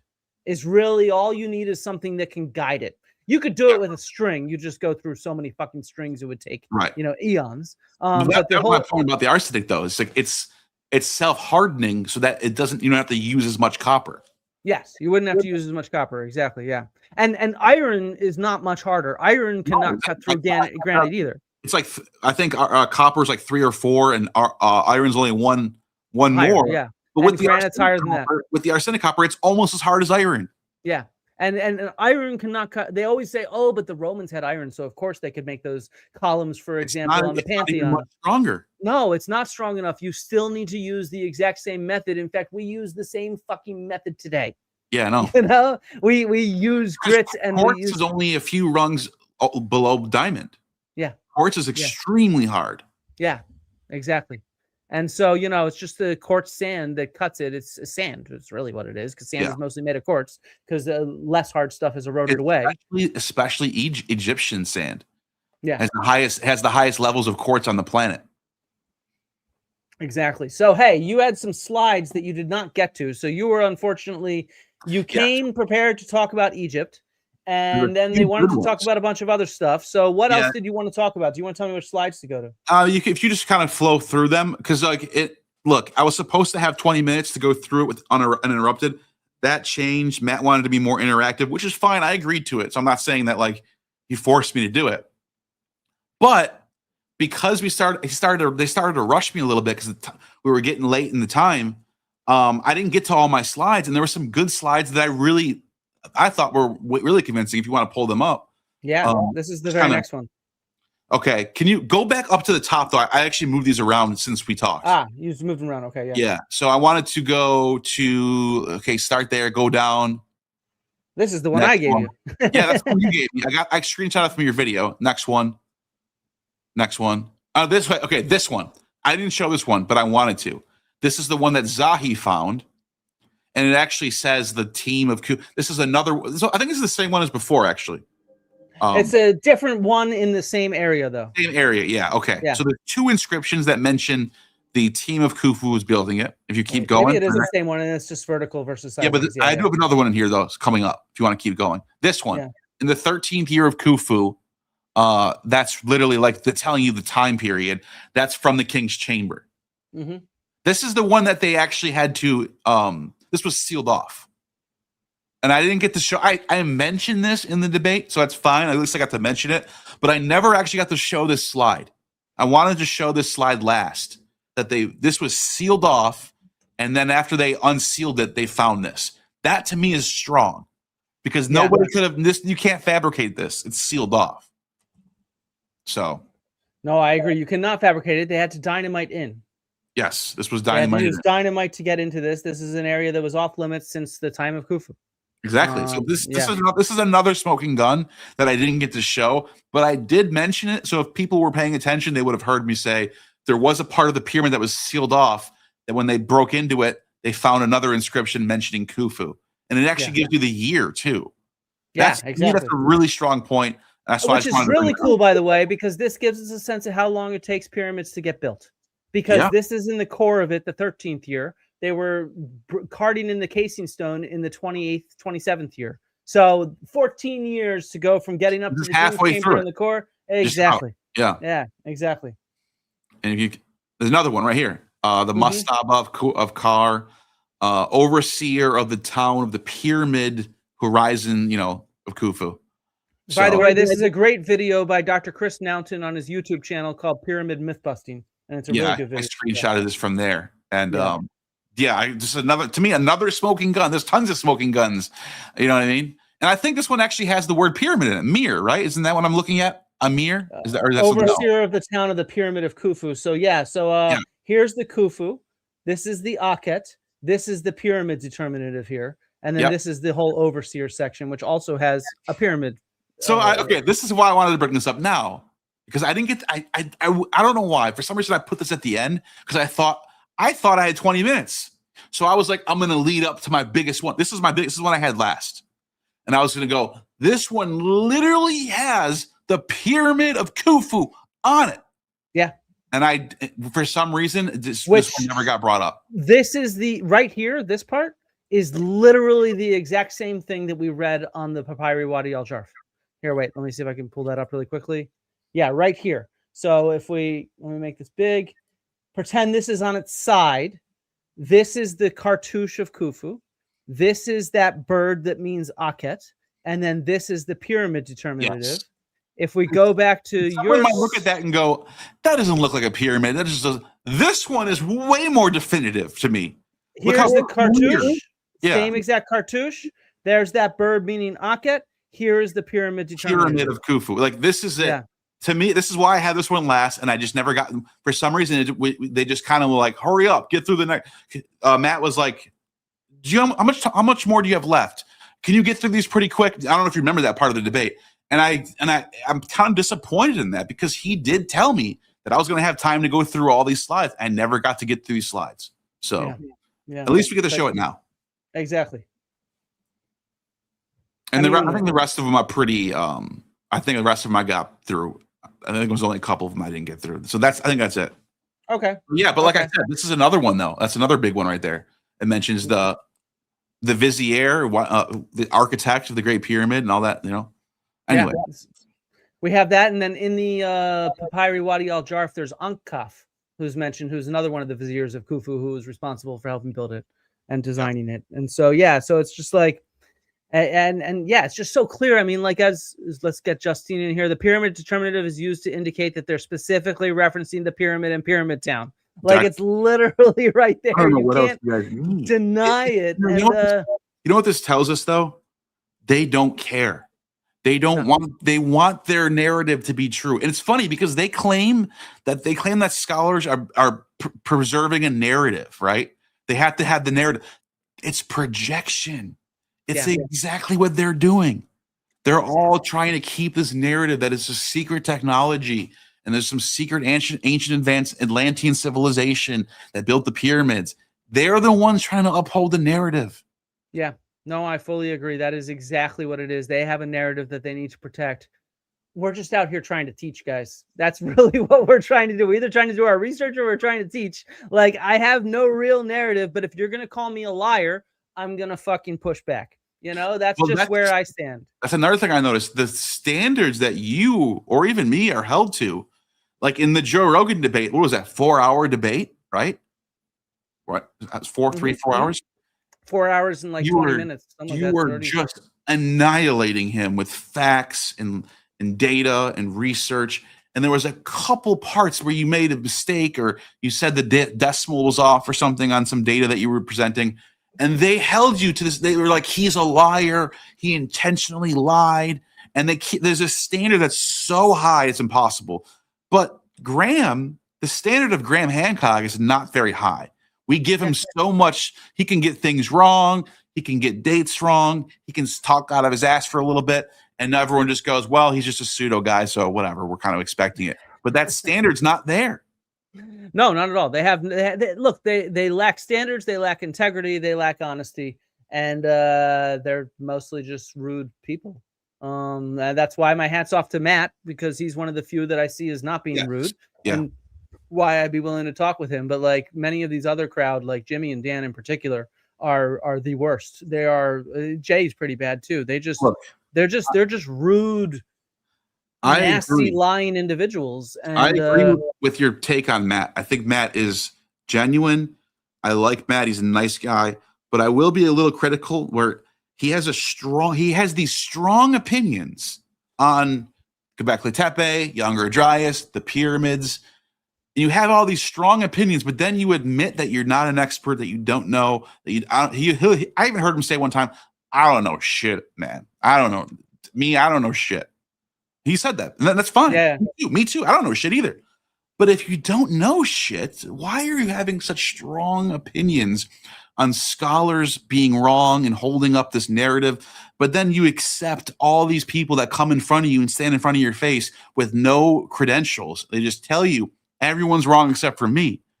You would think he would want to talk to you. If he really was genuinely trying to figure out the truth, he would want to go, yeah, let's get Flynn Dibble on. I want to hear what his perspective is. Maybe he'll give me some more clarity on what everything that's going on. But he purposely doesn't want to have you on or listen to you, and he only wants to hear from these pseudo people. So that's my credit. Well, he put on Twitter that he'd listen to this conversation, so we'll see what he has to say about it. And no criticism for Matt, and I just want to. I'm being very blunt right now, but I do think Matt is a good dude. I'm dead serious. Matt is a very good dude. One of the most stoic people I've ever met in my entire life. He doesn't get upset. He doesn't get mad. He's very kind. He's just a good dude. And that's my criticism of Matt, though. Okay. No, I mean, I have criticisms of Matt. That's for sure. We don't agree. But I think he mostly sticks with. I think he has more integrity and professionalism, and I mean, he has real professionalism compared to any of these guys. And I would go on his show if he invites me. If he doesn't, whatever, no skin off my ass. I'm not trying to fish for an invite on his show. That's not a big deal on my end. But I'm happy to talk with anybody who's willing to have a reasonable conversation. There are very few people I'm not willing to have a conversation with. Jimmy and Dan are two of them. I would have a conversation with Graham again, but I would never have a conversation with Jimmy or Dan after the kind of stuff they've said about me, my health, my family. They're nasty with you, man. They've insulted my cancer. They've insulted my heritage. They've insulted my wife. They've insulted literally everything about me as a person. I refuse to ever engage with them in any capacity whatsoever. I'll say this about Dan. He was extremely nice in person. I bet you he's good with his family and his friends in real. It's just bizarre how different he acts online than he does in person.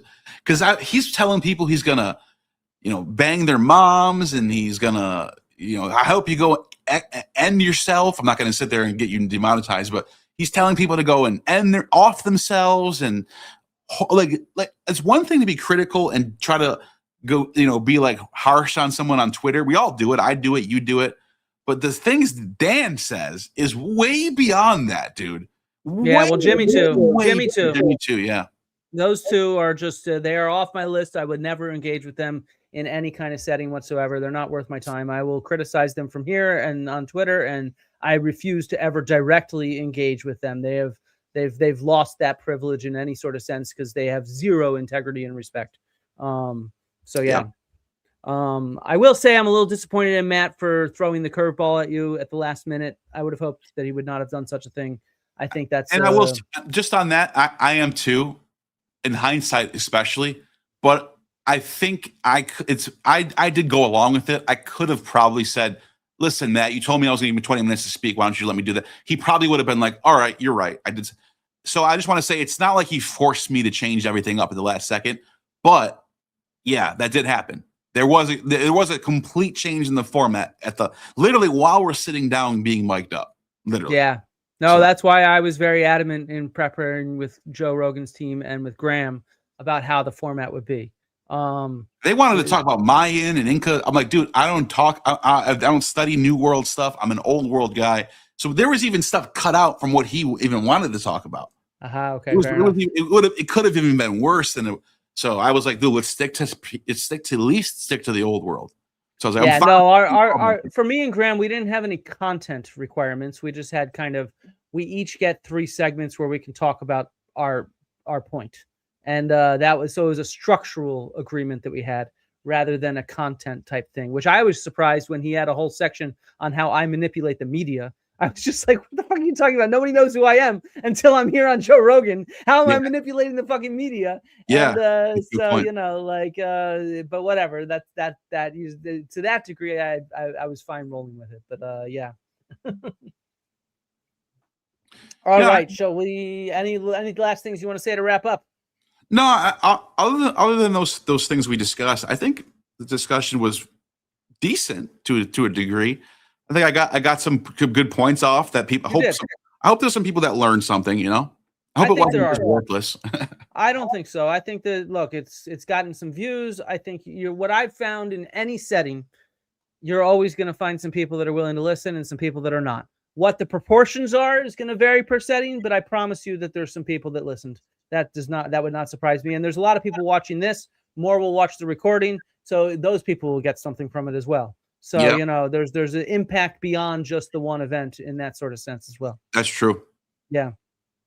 Maintain optimism. That's something that I firmly believe in. The discourse is good, ultimately. It's It can be. If it's too toxic, like I said, it's not. It can be toxic too. All right. Thank you all for coming. This was a lot of fun. Go check out the debate, the conversation. Like I said, I'd focus mostly on the middle part, but check out the whole thing if you're so inclined to see Dan lie about like I have a list of like 24 things I could have clipped, and like, you know, like we could have gone on for another 4 hours just annihilating him on various lies and things like that. But whatever, there's no time. There's too many other good things to do. But yeah. Neal, you're a brave man. Good job learning a bunch of Egyptology. I commend you on that. And I got to once again thank Justine and Average Aussie Egyptologist and Joseph Wilson and you for helping me do my due diligence before and making sure that I had my ducks in a row before I went on there. Yeah, and if you don't subscribe to Agnostic Informant, check him out on YouTube. Yeah, exactly. And yeah, later I'll see you guys. I have a stream, I think Friday, but I need confirmation from the person who's coming on. Let me see if I got an email. No, I've not gotten an email about it, but let's hope that happens. We'll see if it happens. If not, I'll have her on next week. And look forward to my video on my new paper, which should be my next video. All right. See you all. Love and archaeology to y'all. Rhymes and riddles, tickle, tickle, giggles, squiggle, jiggle, fiddle, flint, pun, dibble. Rhymes and riddles, tickle, tickle, giggles.